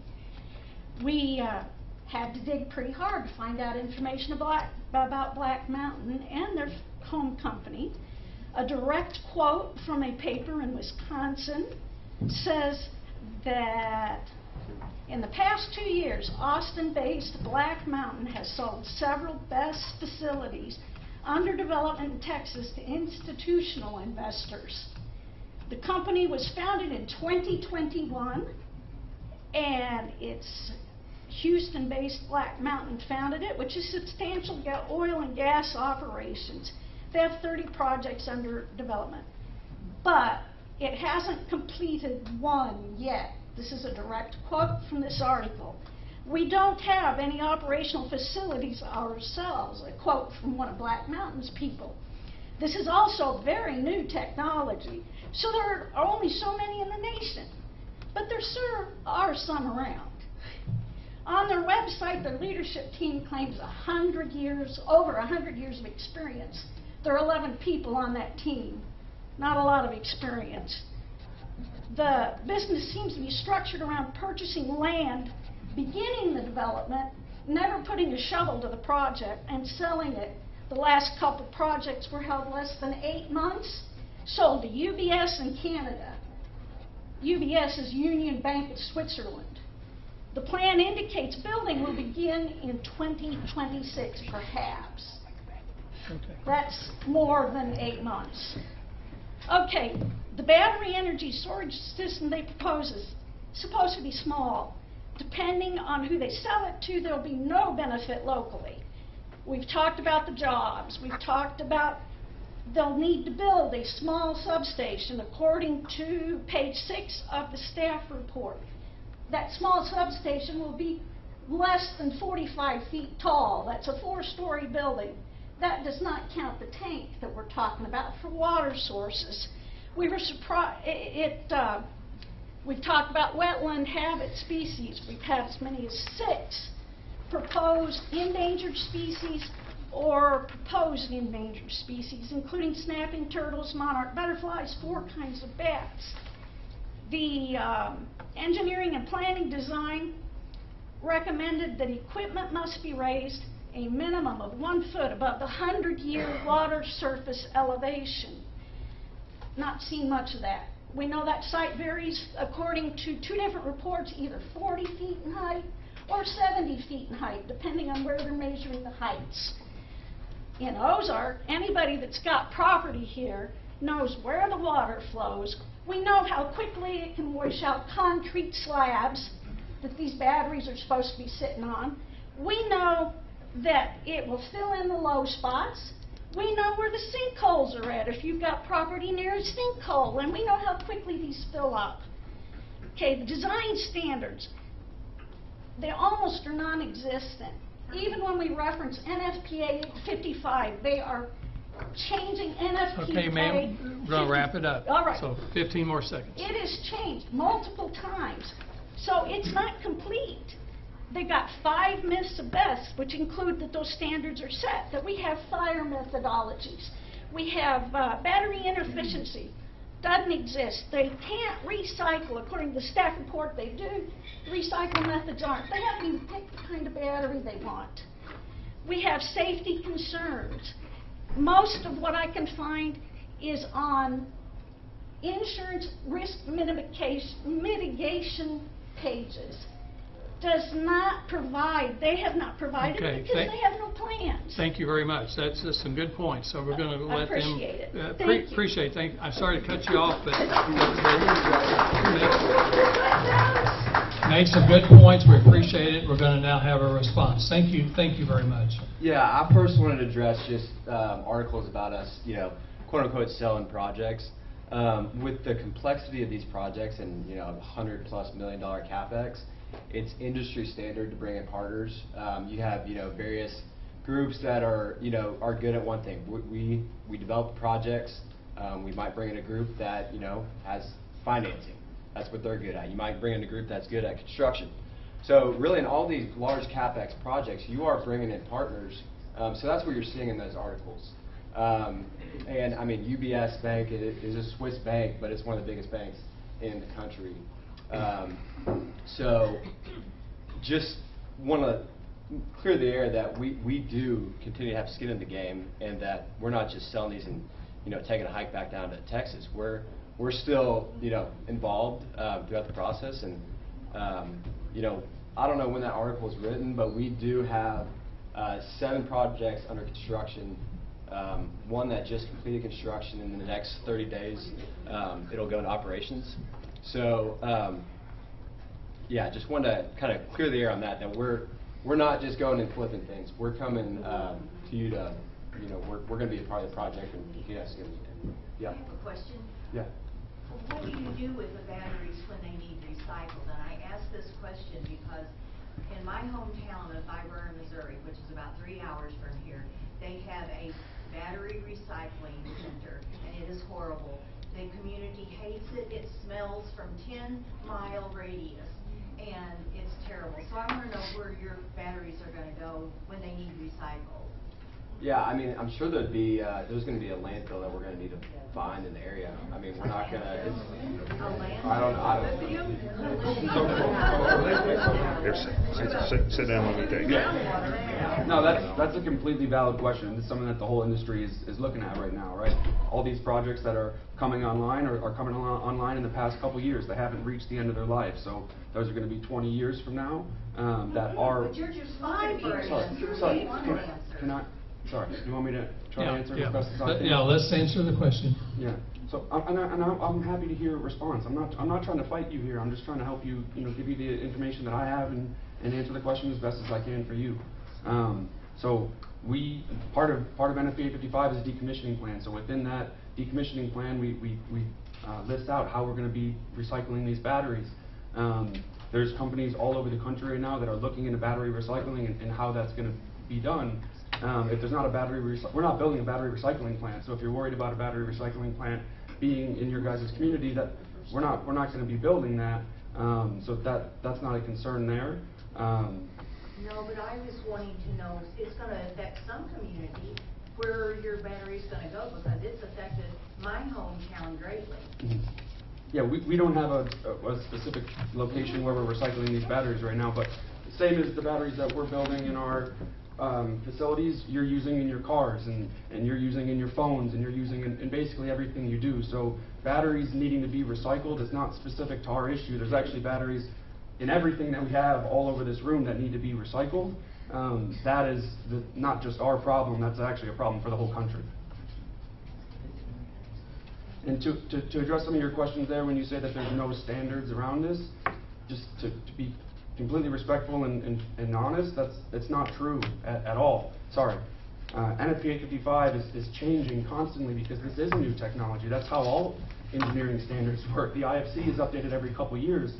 That's the International Fire Code. NFPA 855 is constantly trying to get better. The UL 9548 testing process, the certification of these batteries, that's constantly evolving. We're not acting like this has been around for 100 years and everything is fully baked. These are technologies that have been tested, that are currently being tested, that the technology is evolving constantly, and so is the certification around it. So, I understand your concern. I know you guys are worried about safety.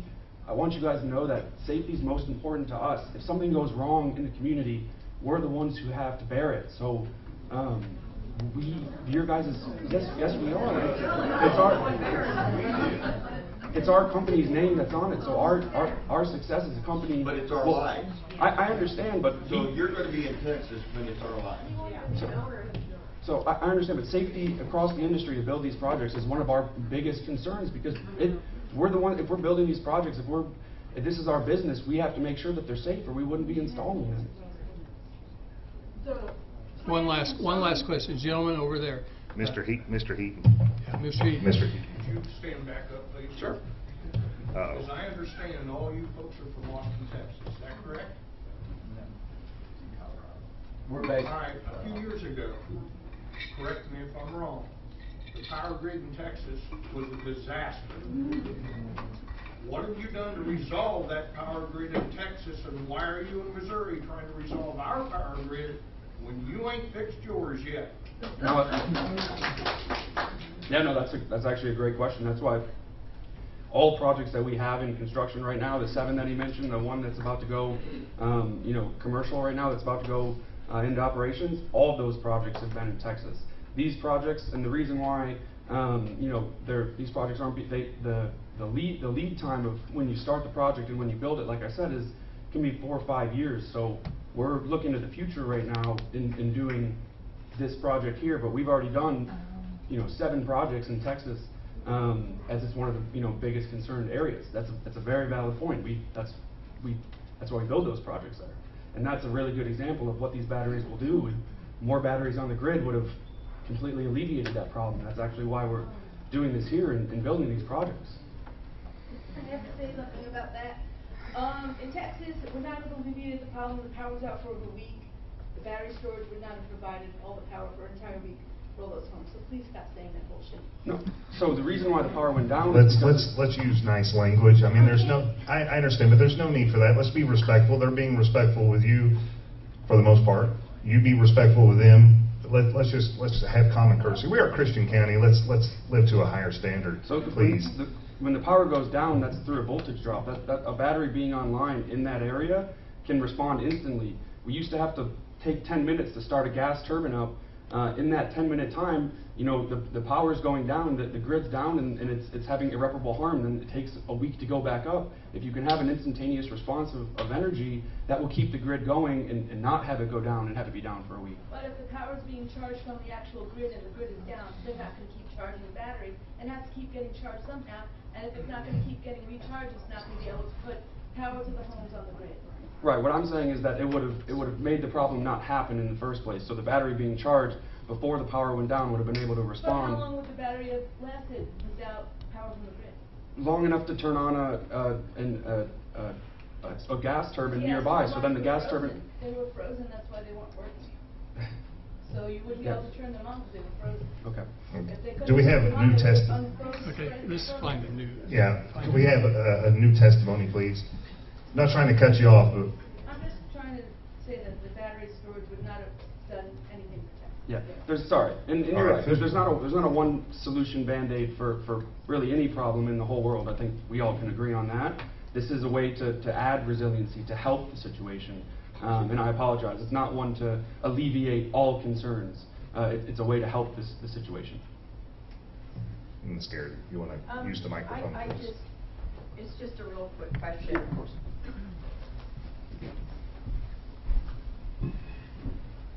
Actually, I'd like to ask Show Me Christian County if you are currently working with any possible buyers for this project. No, we're not. No? Okay. We've not been approached.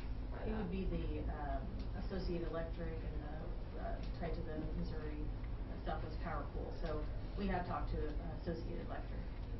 Okay. All right. Thank you. That was it. Okay, let's get to the next. Mr. Sanders. Okay, one more. We're going to get to the next new person.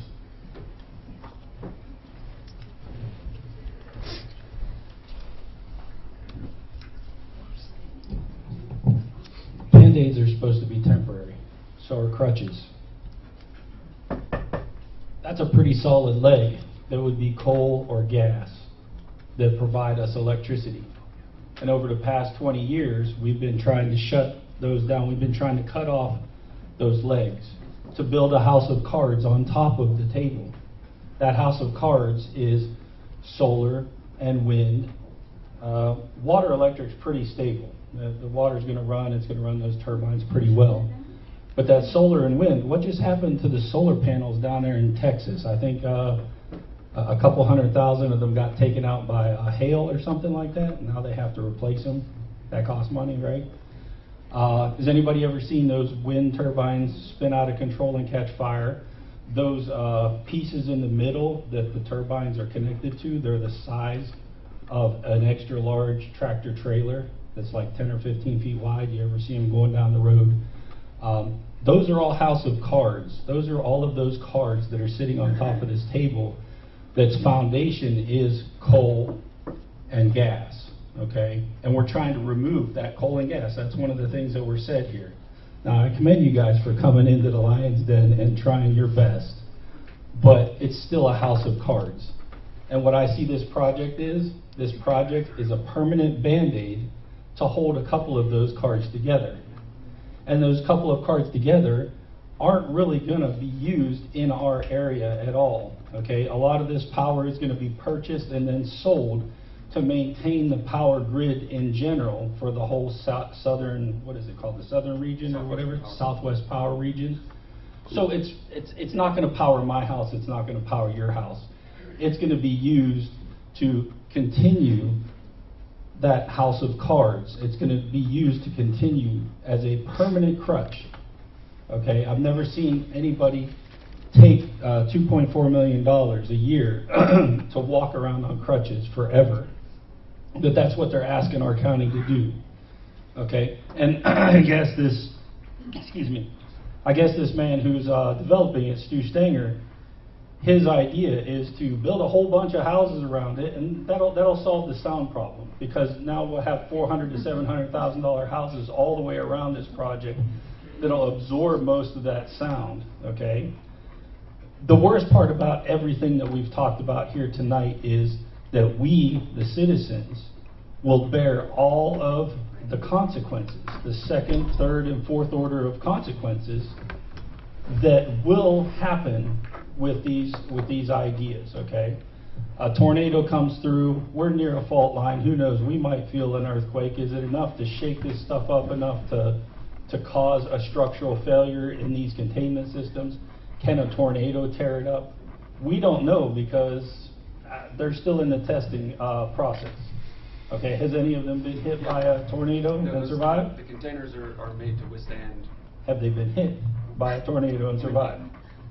That's like everything that's been said. Okay, hey, Ms. Rock. Yeah. So we're gonna wrap it up. Yes. You've My had over final, 3 minutes. Yeah, my final point is that ultimately, we bear the brunt of everything. If there is a containment failure, every single person that gets evacuated is gonna have to pay for their hotel stay for however long it's gonna be. They're gonna have to pay for all of that kind of stuff, or it's gonna come out of the money that we get from the project or something like that. But either way, I don't see it being worth what we are going to see.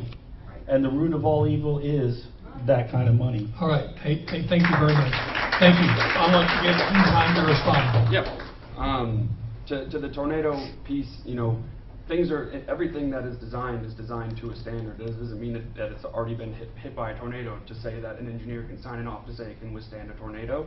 So I don't know, I mean, we can't just make a tornado hit one of these containers. That's like an impossible request. So we do what we do, like everyone does in all engineering industries, design it to withstand what a tornado would be. That's how everything's done. On the fire question, nobody needs to evacuate if there's a fire. The chemicals that would be burning in this fire are just the same that would be in any house fire.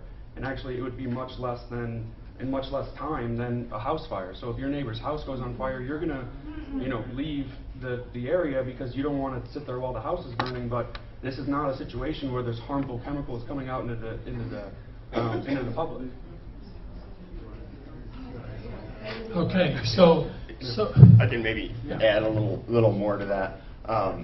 When we talk about a fire with these, there's two types of fires. There's electrical fires and there's chemical fires, which would be thermal runaway. To kind of elaborate on his point here, when you have an event, there will be smoke, just like any fire. Nobody should be breathing in smoke from any fire.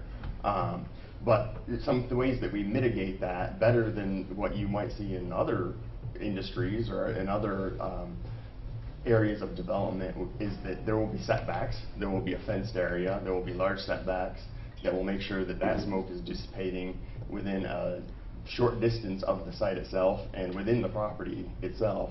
And as like Vic said, as with anything, you know, there will be a fire response, and they will make a decision on if anybody does need to be evacuated.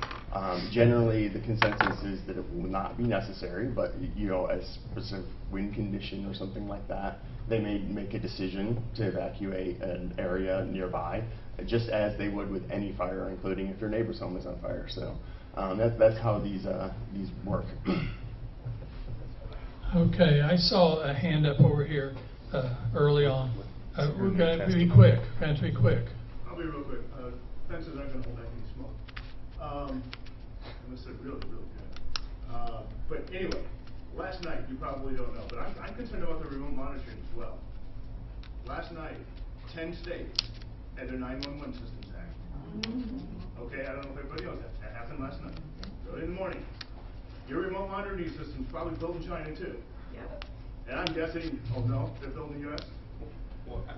There are certain regulations about where systems that are on the power grid are built. So if it's a critical system, critical things, there's quite a few regulations in place. They're So, not hackable. well, no power plant is not unhackable. Right.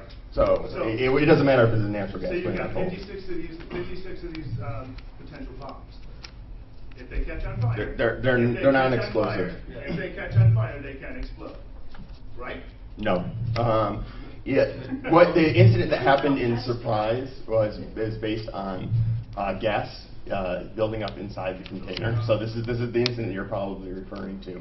So what happened in that was the gas had built up inside the container, and it was opened, and there was a backdraft similar to what can happen in a home. So we're the code has now been changed to include deflagration panels, which will release those gases so that explosion And those can't happen. containers are made of metal, right? Yeah. So they won't rust. Okay, good. But what I'm saying is that these remote monitoring systems, they're not unhackable. Hacker wants to get in there, cause a thermal runaway, and every one of those containers. It's possible, is it not? Yeah, no, it's totally possible, but Right. it's just as possible as it would be for the substation that's sitting right next to it, which is already there. Exactly. That's a But national it's not security gonna- issue, sir. it's not gonna That's a release serious gas concern, into the air. to be honest. It's 20 milligrams of lithium. 20 milligrams of lithium is enough to kill a person. 10 will make you non-functional, okay? Would you want to breathe that in? So Would you want to be anywhere near? Ask me. Answer me. no, I wouldn't be near it because no All right. one's going to be. I think we got the point. I think we got the point on that. So who's our next person that has never spoken before? Have you spoken before? No. Then come on up. I'm looking for people. To the microphone, To the Ms. Allen. microphone. Come on. I'm looking for people. We're going to run out of time. Time is precious. I want people to have their time to express their opinion or ask a question. So we need to get new people first. You'll do. Please. Okay, I'm going to speak up so you people in the back can hear me. Yes. Okay. I've heard a comment twice today. This is what people are looking for. What people are looking for? We're not. But if this thing is so important, why does it need to be in our neighborhood? With all the open lands available in Missouri and other places, why is this in our front door, in our back door? Could it be built somewhere else if it's so important? Okay, good question. Lynn, I just want to say one other thing in regards to this. There's tens of thousands of acres available in southwest Missouri. Why do they want to build it? There's a school a mile and a half north of this, big residential area just to the east of this. And my question is, if something goes wrong, and they're saying what can go wrong will go wrong, there's going to be problems with this down the road, I assure you. If our property values go down 50%, is Black Mountain willing to pay us fair market value for our homes and property? Well, just on the property value piece, so Stu Stenger, who's the developer that we're buying the property from, that was a big concern for him at first. And What we talked with him about is a lot of our projects in Texas have actually encouraged industrial development. We have a project that's right next to some of the biggest LNG facilities in Texas, in Mont Belvieu outside Houston.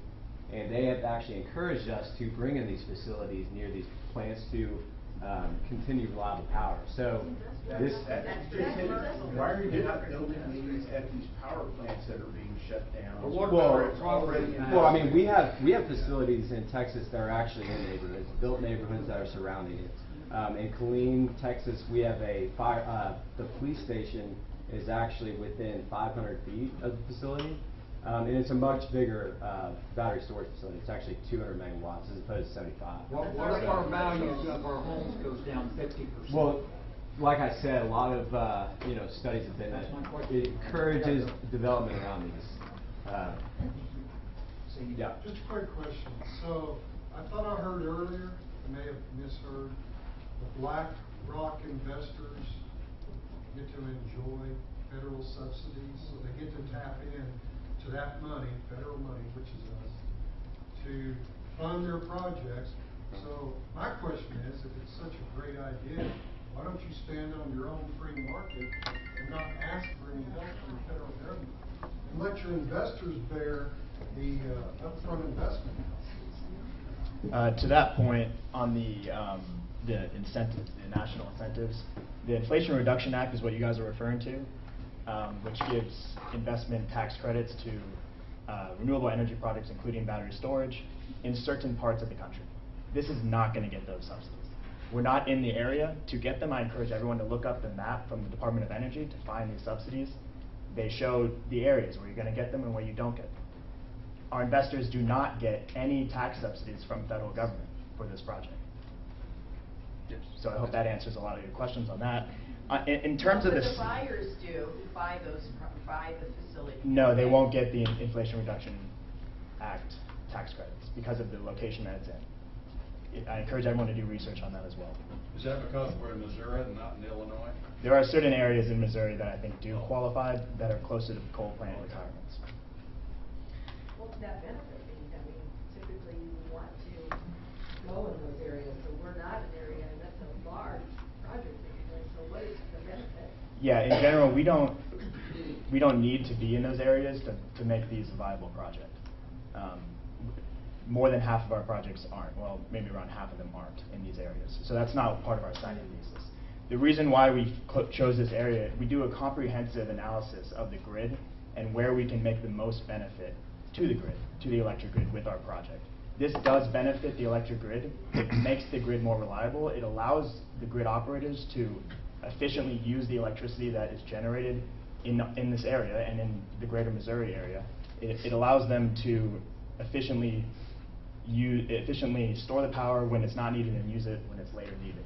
So this is a technology that's new across the country because of the decreasing prices in battery storage technology. If they could have had this 20 years ago because of the technology, they would have. This is a comprehensive technology that improves the grids nationwide, and if you look it up, they're going on everywhere. So Technology's cool, find an investment spot. Just go find it. I hope that answers your question. Okay, another new person, somebody that's not... New testimony. New testimony, new person. Come on up.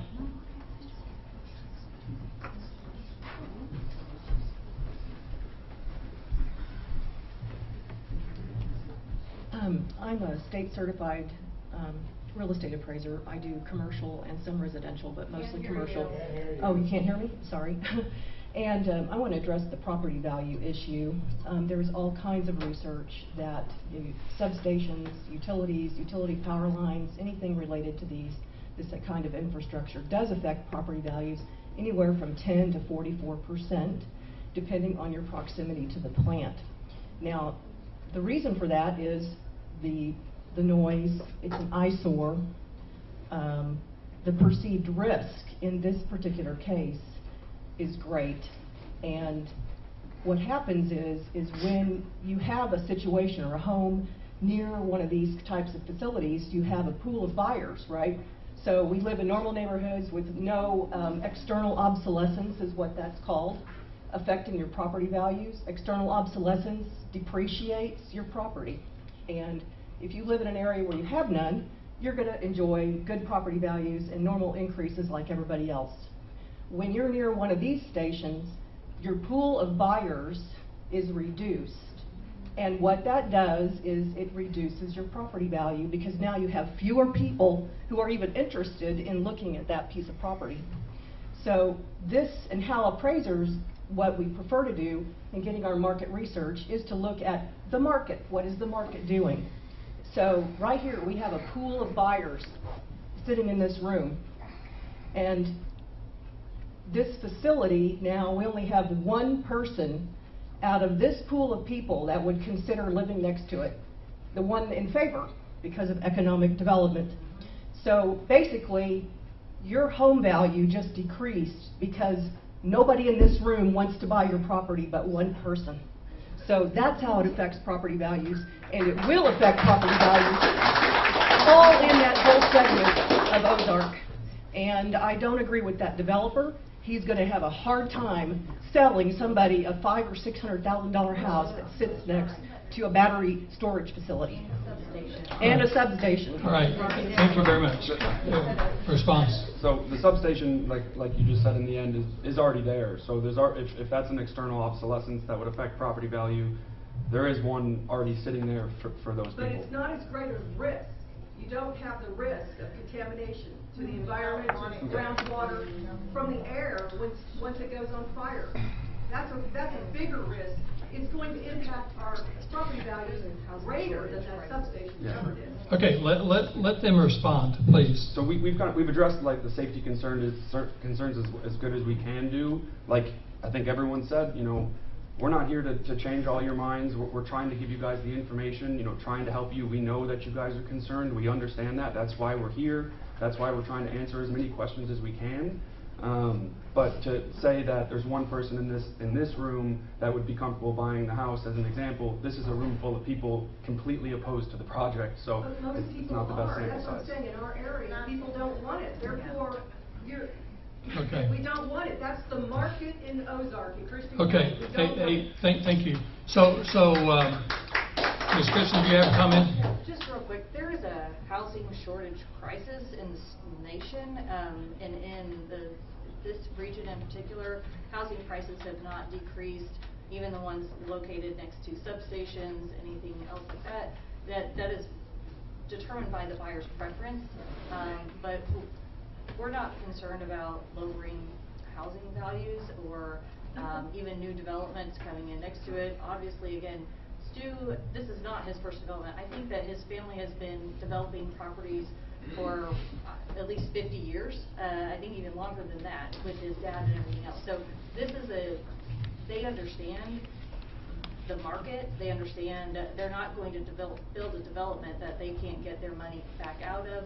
They know what the market is. So I don't feel like that is, I feel like that's probably the subject matter expert. I wish, again, he was here, but we know that we're in conversations all the time about workforce housing, about housing in general, so I just don't think that that's a point that's not what the issue is today. That's my concern.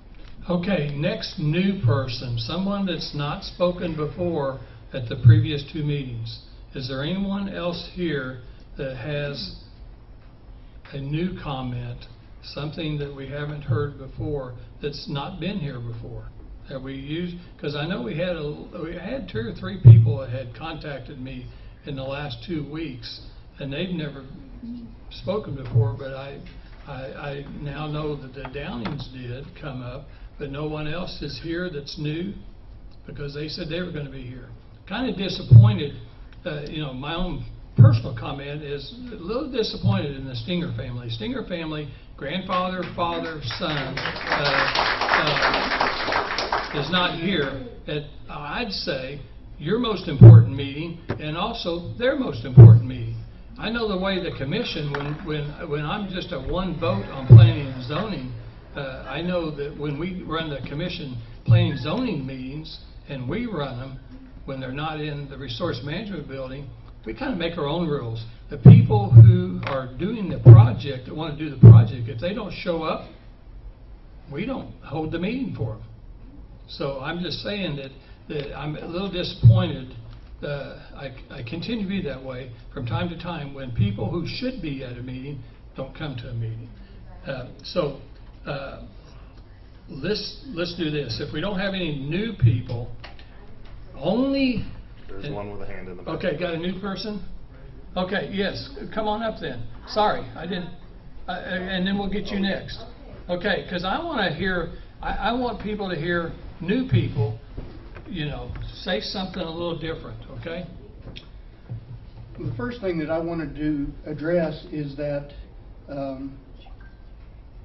this all seems to be a huge safety concern, and I get everybody's issues on it. I'm probably the only open mind in this room at this point. But what I wanted to say is that state and county permitting processes should address most of those safety concerns. You're shaking your head. Sure am. This is all new technology, so they don't really have enough on it. Go ahead and finish your... Yeah, so, okay, let's go ahead. Hey, start the timer at 3 minutes, please, and we'll go ahead and get you started again, because we can't interrupt going back and forth, okay? So let's go ahead and let this gentleman have his time. So that's my point on that, and we can debate that later if you want to. The other thing that I wanted to talk about is nobody has addressed what the estimated rates of the electricity coming out of this facility would be. White River, I pay 10.5 cents per kilowatt hour. What would the rates be coming out of this system if we were? We're not setting rates and delivering. We're selling power back to the grid. When we're getting it back to the grid, it's like we're a You're buying producer. it cheaper and selling it higher. But that doesn't. Yeah, at the price that it's at. We're not setting a price. We're buying and selling at the price like you would be when you guys are getting your energy price. So it would be the electric company's responsibility to set the rates. Right. Okay. The third concern or actually it wasn't a concern, it's a suggestion. Why couldn't Christian County residents get a discounted rate for allowing the facility to be here and basically shouldering the responsibilities of the safety concerns? So just thought something in the contract that gives Christian County the ability to benefit from the system. And the last thing that I wanted to say had to do with the personal property tax that Brad brought up. If I understood that correctly, the personal property tax, if it were to be discontinued, would not be discontinued for commercial projects. So Actually, there's been no definition of that. Okay. When they talk personal property, they haven't broke that out, whether that's business personal or individual personal. Okay. At this time. Okay. So we That's don't all know I got. what could happen. Okay, hey, thank you. So we'll get a response time for that. Thank you, sir. To the way that the market works, the electricity market, like my friend Stephen here was saying, we don't set the rates. So the rates are set through a market design pattern on supply and demand. This is done through the Southwest Power Pool regulatory system, and they set this up a while back. I'm not an analyst, but I have worked with our analysts a decent amount on this. So when we are buying the electricity when it's cheaper in the middle of the night, it's because there's excess demand and low supply. And then therefore the prices are set low to incentivize people not to sell additional electricity onto the grid and over congest the lines. So no one's, firing up a natural gas power plant in the middle of the night because it would be economically unwise, and the grid is designed to incentivize them not to do that. The same happens on the flip side. When there's low supply and high demand and it gets a tighter margin, they incentivize people to release electricity or stop consuming electricity by increasing the price of electricity. So that's when we sell it, and that by doing so, we're releasing more electricity onto the grid, and therefore reducing the price of electricity because there's more supply on the grid. Okay, very good. So last in the back, ma'am, you want to come forward? Not really. I was just going to reply to what you said, and I do agree that they're talking about partnerships. So Stu Stinger is your partner. I don't know if you've already purchased that land or not, but I can see it from my front porch. I see the Liberty, like I saw that power station go in, and I would think that this project would be as important that Mr. Stinger would be here to speak on behalf. Or I don't know if you already bought the land from him, or I don't understand that, but I do know that it's not zoned for industry, industrial. And Liberty, that power plant, it's okay, I get it. I've lived there 40 years. I expected all that to develop over time at some point. But he's a big player in this. And this is an important. The last one was important. And it doesn't seem to be that important to him. And you know what? You want to learn? He's not mean. He doesn't care. He doesn't care. He's lining his pockets. He doesn't care about us. It doesn't matter. And they aren't from here. So we don't matter to them either. I'm just saying, I can see it from my house, my front porch, and their elevation photos in the last meeting, and I've never spoken. It didn't show my house. It showed the end of my street. It was so deceiving. And that's when I just decided I'm not going to, I understand. Battery technology, I mean, we know that electric cars are not over. We know they catch on fire. We know this early technology is in this. But we need more time. There's no sense of urgency for this project. We can let the community learn more about it, revisit it. What? Respond. I can tell you have a comment. No, I can tell how you act if you have a comment. We're going to let him. We're going to let him answer that. As far as the contract goes. Batteries catching on fire. Yeah, we see the Teslas catching on fire. We love Teslas. We understand that electrons are immediately available off a battery. That's no-brainer science. We understand what you're saying. This is electricity won't be available to this community. I'm just saying that it's going to be a huge eyesore. It's going to drop my property value. And I don't have any idea if I got to evacuate. All these questions aren't being answered. But the most important player in this, Stu Stinger, is not here. So why are we even talking? Do they own the property already? Is the deal already done? Or is there a sale contingent upon their approval? All right. These are the things that I'm curious. Good questions. They're going to answer that. Thank you very much. Thank you. Yes, I assure you Stu Stanger wanted to be here. Last minute had to cancel for a meeting. I've been talking to him the past week. It is unfortunate, but right now we do not own the property. We have it under contract with Mr. Stanger, and we plan to close in the end of this year. But while Stu he does live in Springfield, he does a lot of business in this area, and he's not going to do anything that's going to jeopardize surrounding property that he still owns, because he does plan to develop that property.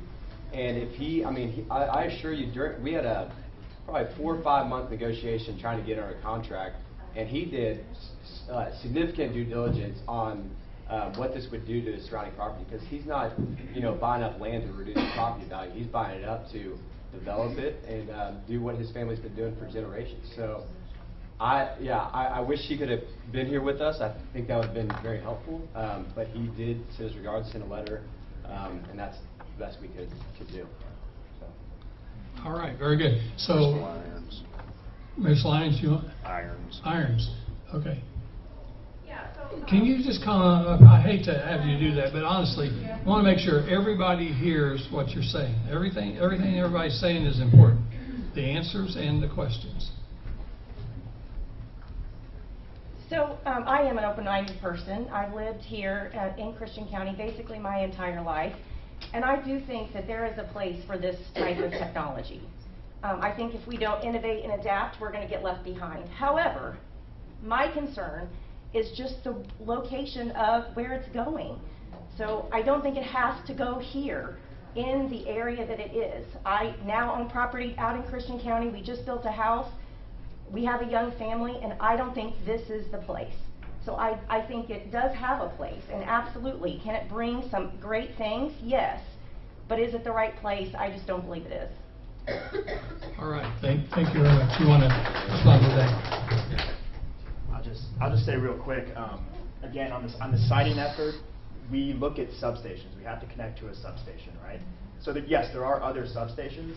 However, this is the best one that provides the best benefit of this technology to the grid.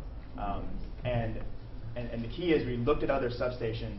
They're also in Christian County. Some of them are in more densely populated areas.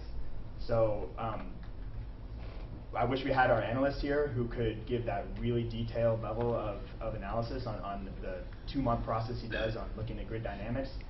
But I can assure you this is the best location that we could find. Of course, everywhere that there's a substation, there's people nearby. So that's why we do the due diligence to understand the safety. We've explained the safety. And we definitely, I also want to say the environmental and the threatened and endangered species, the wetlands, the floodplain. We've done due diligence on all of this. It's not in a floodplain, for instance. I know that was said earlier. And all these studies are available, and I think we upload them to the Christian County website. So if we haven't done that, we will in the future, and we're happy to give those studies to you guys. Yeah, that's all I got. Can I just say something? Yes. So I don't disagree. I'm sure it's a great location for the grid and for the company. What I'm saying, it's not the best location for the citizens here. Well, it's going to impact the grid, which impacts the electricity prices, which impacts the people in the most impactful way. And I think just to add on to that really quickly is, that, if it's not in your backyard, it's in somebody else's backyard. So I understand your concerns here, but if we moved it somewhere else, we'd be having the same conversation with those same people. So just want to make that clear. I understand that concern, and that's why we're here talking to you guys. But you guys say you don't want it here, put it in someone else's backyard, but we're going to have that same conversation with them. How long, once they're built, are they active? How long do they go before they're decommissioned? For 20 years will be the operation is the planned operation of the facility. But what's like the average estimated? 20 years is what I've heard. They haven't been around yet. Yeah. They haven't been around for 20 years. Well, that's not entirely true. Lithium-ion, the batteries that we're talking about here, especially this chemistry, has been around for 20 years, and some of those batteries are still operating today. So we do know they will last 20 years, and certainly, these are big money projects.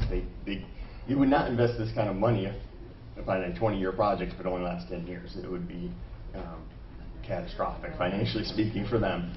But I also wanted to dispel this myth a little. I keep hearing the same statement around how this power isn't going to stay in the community or anything like that, and that's not true. These are cited. I'm a consultant to Black Mountain as well as other developers, so I see how they do business. I see how their competitors do business. These projects are cited where there's a need, and oftentimes that's where there's a load. That's where people live, we've worked on an awful lot of projects in much more dense areas, and we've seen developers spend large amounts of money to acquire land that is right next to a substation in a dense urban area, because that's where the need is. And it's no different for this project. The substation is here, and so it's by far the most logical place to put the project. It allows it to feed it directly into the substation. It doesn't require large transmission lines, which are expensive, and it will serve the direct community around it. The idea is it's absorbing in this area, and it will release back into this area. This isn't like something that can be sited 100 miles from here and give the community the same benefit. It's just not how it works physically. Okay, any other citizen that has not spoken yet? Yes, come on up. Ma'am? No, I've got this man first. I saw the lady first. Okay, if you've not spoken, now's your opportunity. Thank you very much.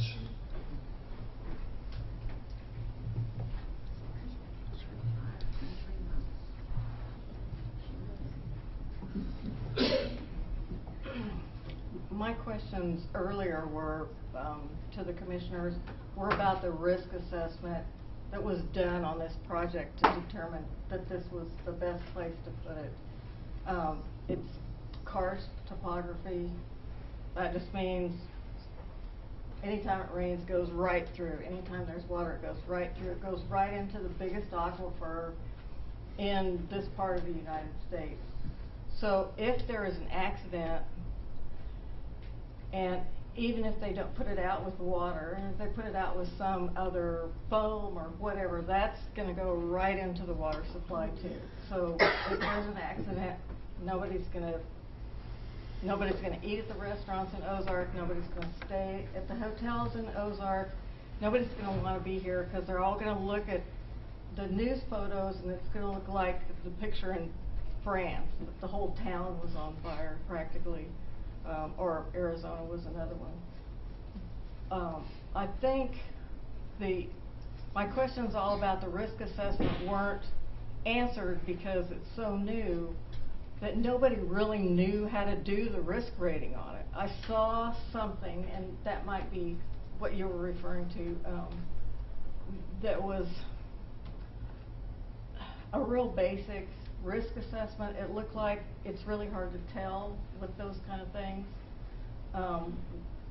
But those are my questions. Did we consider all these other things that could happen if there is an accident? Okay, thank you. Thank you very much. Okay, you guys got a response for that? Yeah, and just really quickly on the contamination, we have a retention pond on site, so all water, if there was ever water to be used on site, that's going to be held in the retention pond, not contaminating groundwater. Yeah, understood. Yeah, no, understood. So when we do this site, we'll do a full geotechnical investigation. We've already done a preliminary one. Karst is identified. We understand Karst well. People build in Karst areas. You know, this is a Karst area. There's developments all around. So you know, Karst isn't the best thing. We don't want to have Karst, but there's a lot of solutions out there in the construction space and in the engineering space to handle Karst. You know, as they do for your houses and all the other buildings around here. But we are aware of the Karst, and we know that it's all over this area. Okay, now, sir, Yeah, I just have a question. Anybody, I may have missed this, okay?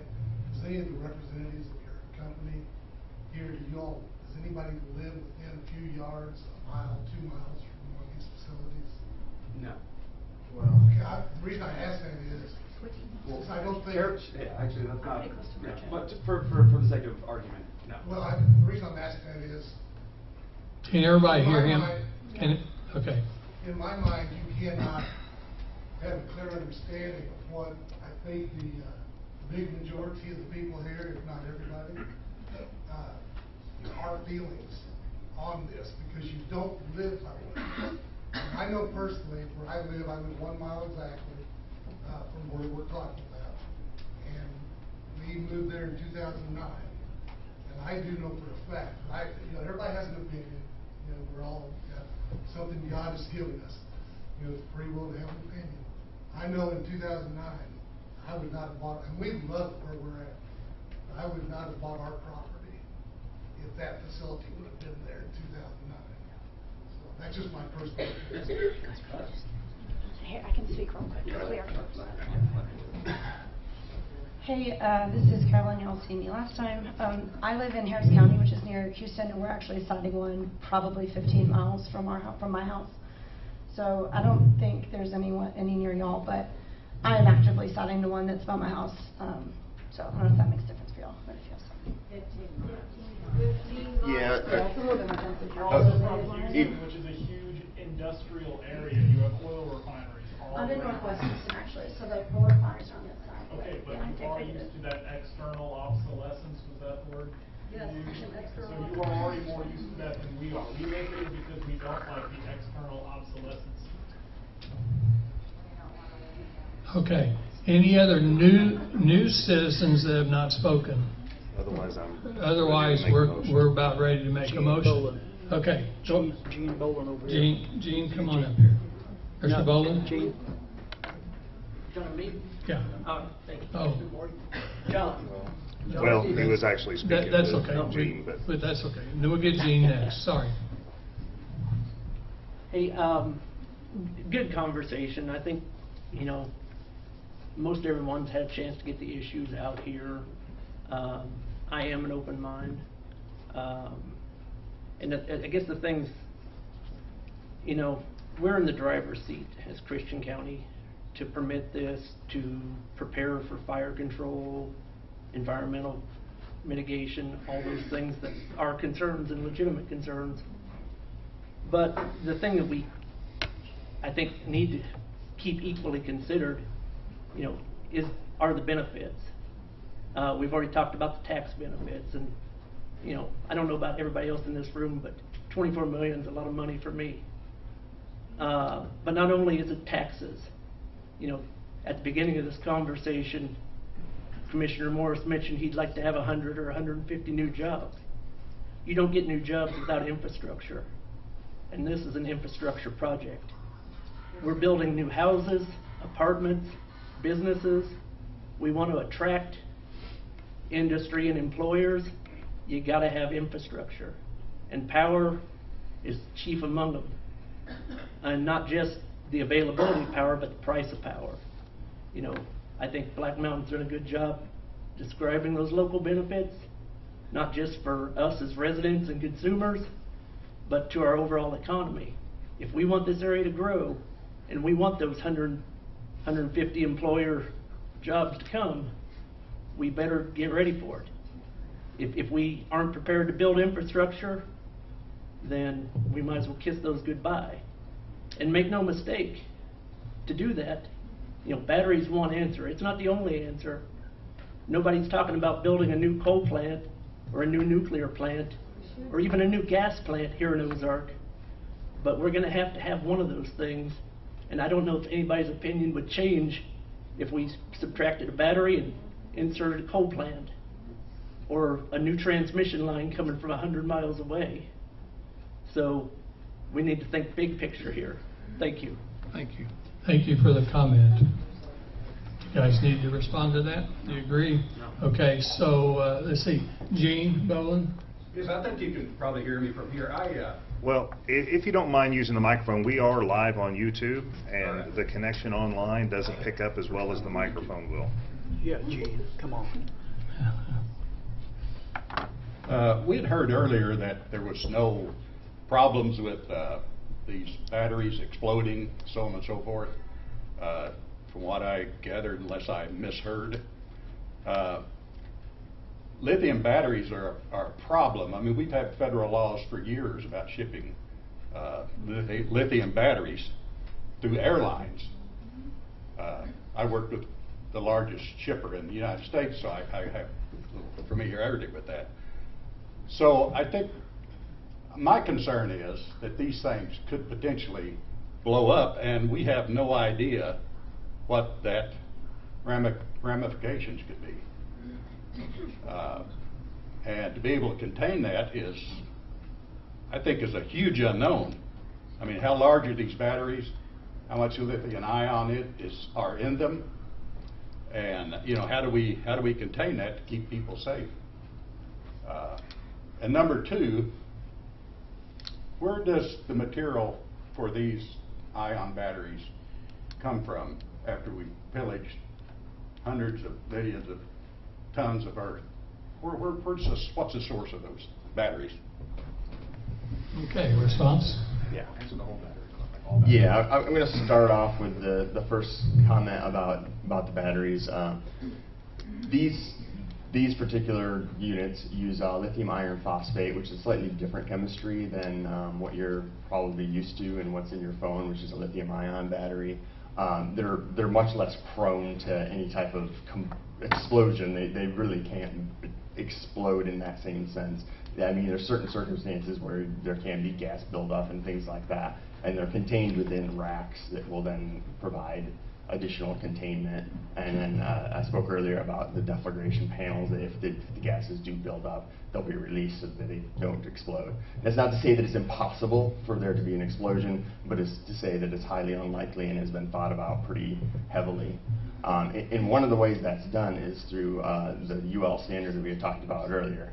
9540 requires that these manufacturers, when they assemble one of these packs, they will need to place one of them in the field, and they'll have to place ones nearby and monitor around these units, and will intentionally cause a thermal runaway event to see what happens.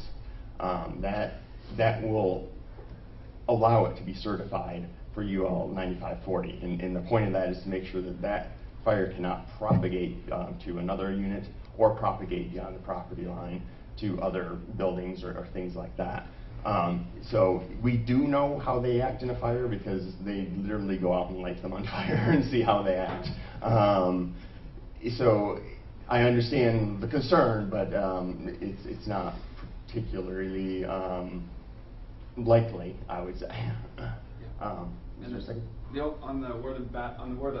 on where the minerals come from, where we're mining from, you know, basically all battery chemistries, all minerals for all the batteries are 98% are coming from China. That's for the whole world. Just to be fair, that's true.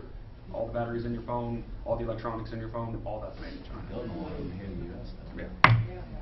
And there is a push, obviously, through the Inflation Reduction Act, actually, to bring that production back to America. And I'll also note that's the case for all batteries. That this particular type of battery, this LFP, that stands for iron phosphate. Iron and phosphate are heavily mined in the U.S., so actually a lot more of these batteries will be U.S. sourced. The lithium itself, yes, comes from several places around the world. There is a mine that's they're trying to open in Nevada to have a more domestic source for lithium, but yeah, a lot of it comes from Chile, China, and a few other countries, because that's where there's active mines. Missouri, any of those mines in Missouri? Lithium mine?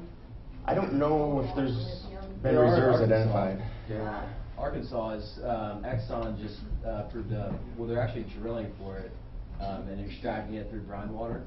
But Black Mountain, we actually just started a lithium company as well. So, no, it's in Texas. But no, they are starting to mine a lot of it here in the U.S. Okay, anybody else? We're getting to the end. Anybody else that's new, that's never spoken before? Okay, come on up. How many more new people? How many more people have never spoken before?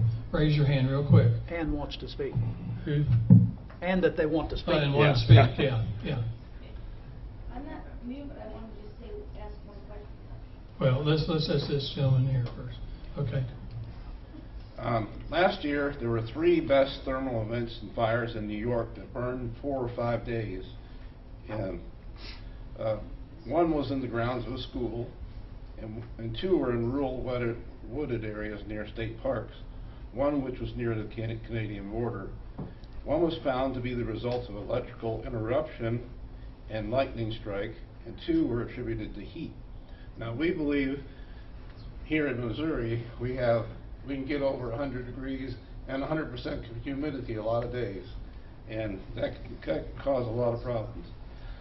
As a result of this stuff, the fires in New York, Kathy Hochul, the governor, created a working group tasked to ensuring the safety of battery storage systems across New York. Some communities are restricting these facilities to industrial areas and have calls all across the nation for moratoriums on this unproven technology. Okay, thank you for your comment. Any response to that? Yeah, I mean, I can't comment to the exact nature of those fires. We aren't, the responders to those, and we understand how those are studied and then they get implemented in the code, and that's why it's important, and we'll use that code to further develop the technology and make it better. All righty. Come on up. You haven't spoken before? Come on up. Ms. Bergman. I have questions about what these batteries are made of and the neurotoxins that they have. And if there was a fire or anything like that, what it's going to do when it gets into the air and people get neurotoxin. Because I've had a friend that her husband has passed away from it. It wasn't pretty when he was exposed to the same type of chemicals that these batteries are made of. And this is what you're expecting everyone to live with. and be exposed to. It's not good. All right, thank you. Thank you very much. Okay.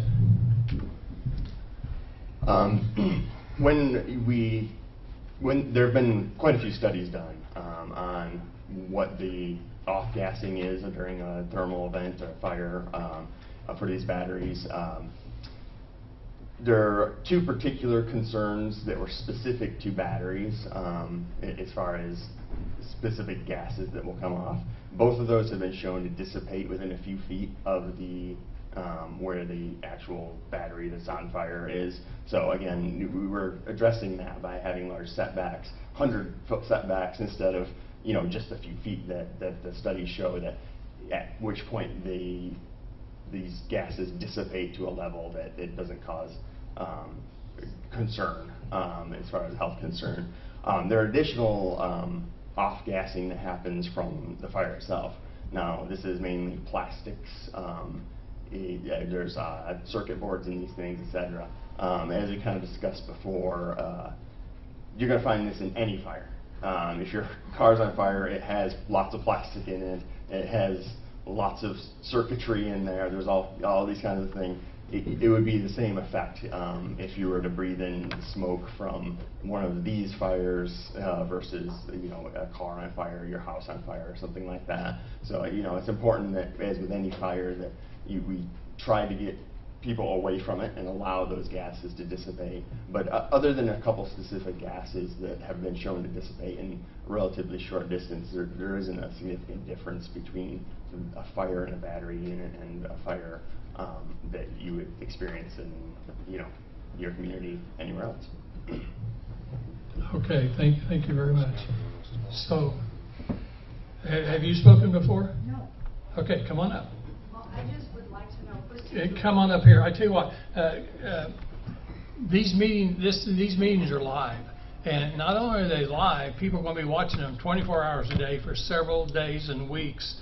And I want to brag on Mr. Bill and Mr. John, our IT people. We didn't used to have our own IT department, and now we have our own Christian County IT department, saving thousands of dollars a month and a year in having our people compared to what we used to pay for outside sources. So it's very important for people to hear what we're saying, because we're providing transparency to you all.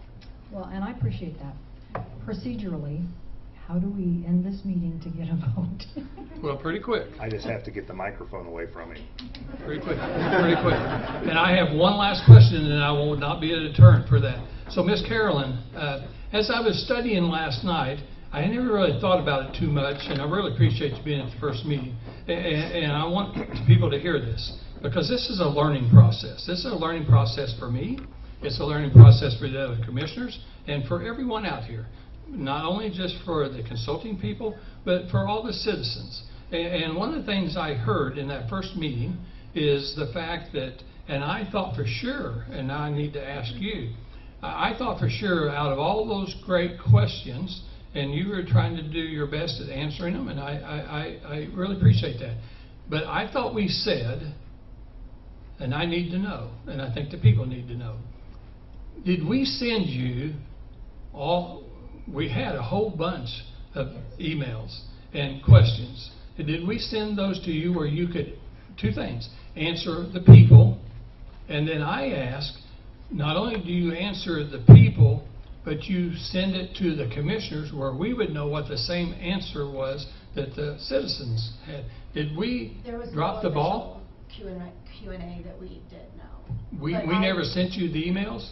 I got one email. Because I was understanding, I'm not throwing anybody under the bus, but I'm just telling you, this is a learning process.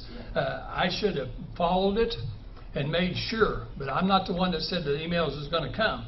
But we talked about that, and I will apologize right now. If you didn't get those answers, because they were important, and we should have got the same answers, and it may not be your fault. It may be our fault. We did officially address some questions before the first meeting, which I think were posted online.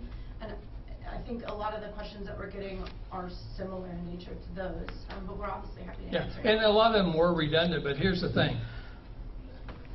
I didn't think about it too much because I've been still getting emails.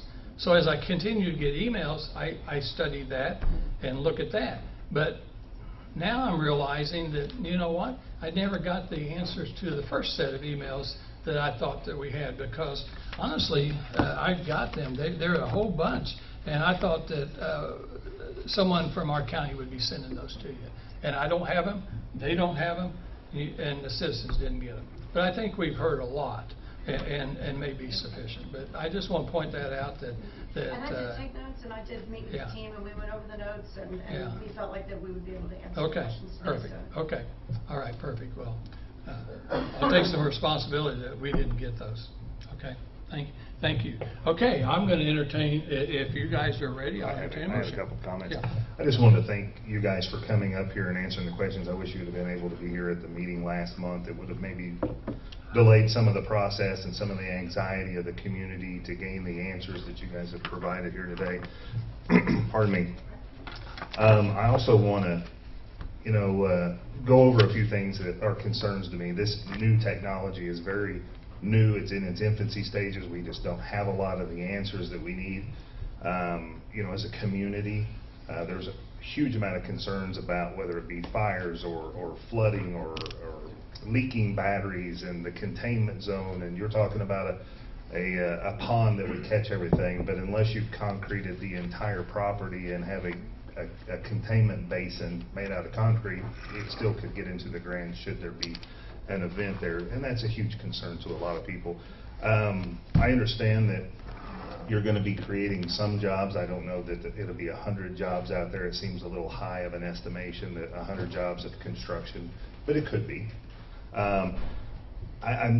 I don't like having people tell me, think of all the sales tax or property tax that would be generated in the schools. Think about the schools. I do think about the schools. I think about them a lot. But the fact that there is a governor candidate that's running on the premise of eliminating personal property tax, I can't take that into consideration as a revenue source. And I'm not going to be bought or have that threat of money hamper my ability to make a good decision. So my citizens are worth more than money, honestly. And because of all of those things together, the new technology, the area in which it's in, the topography, all the unknown answers, the instability of the revenue stream, that we might make a decision based off money instead of off lives in our community, I make a motion that we deny the application.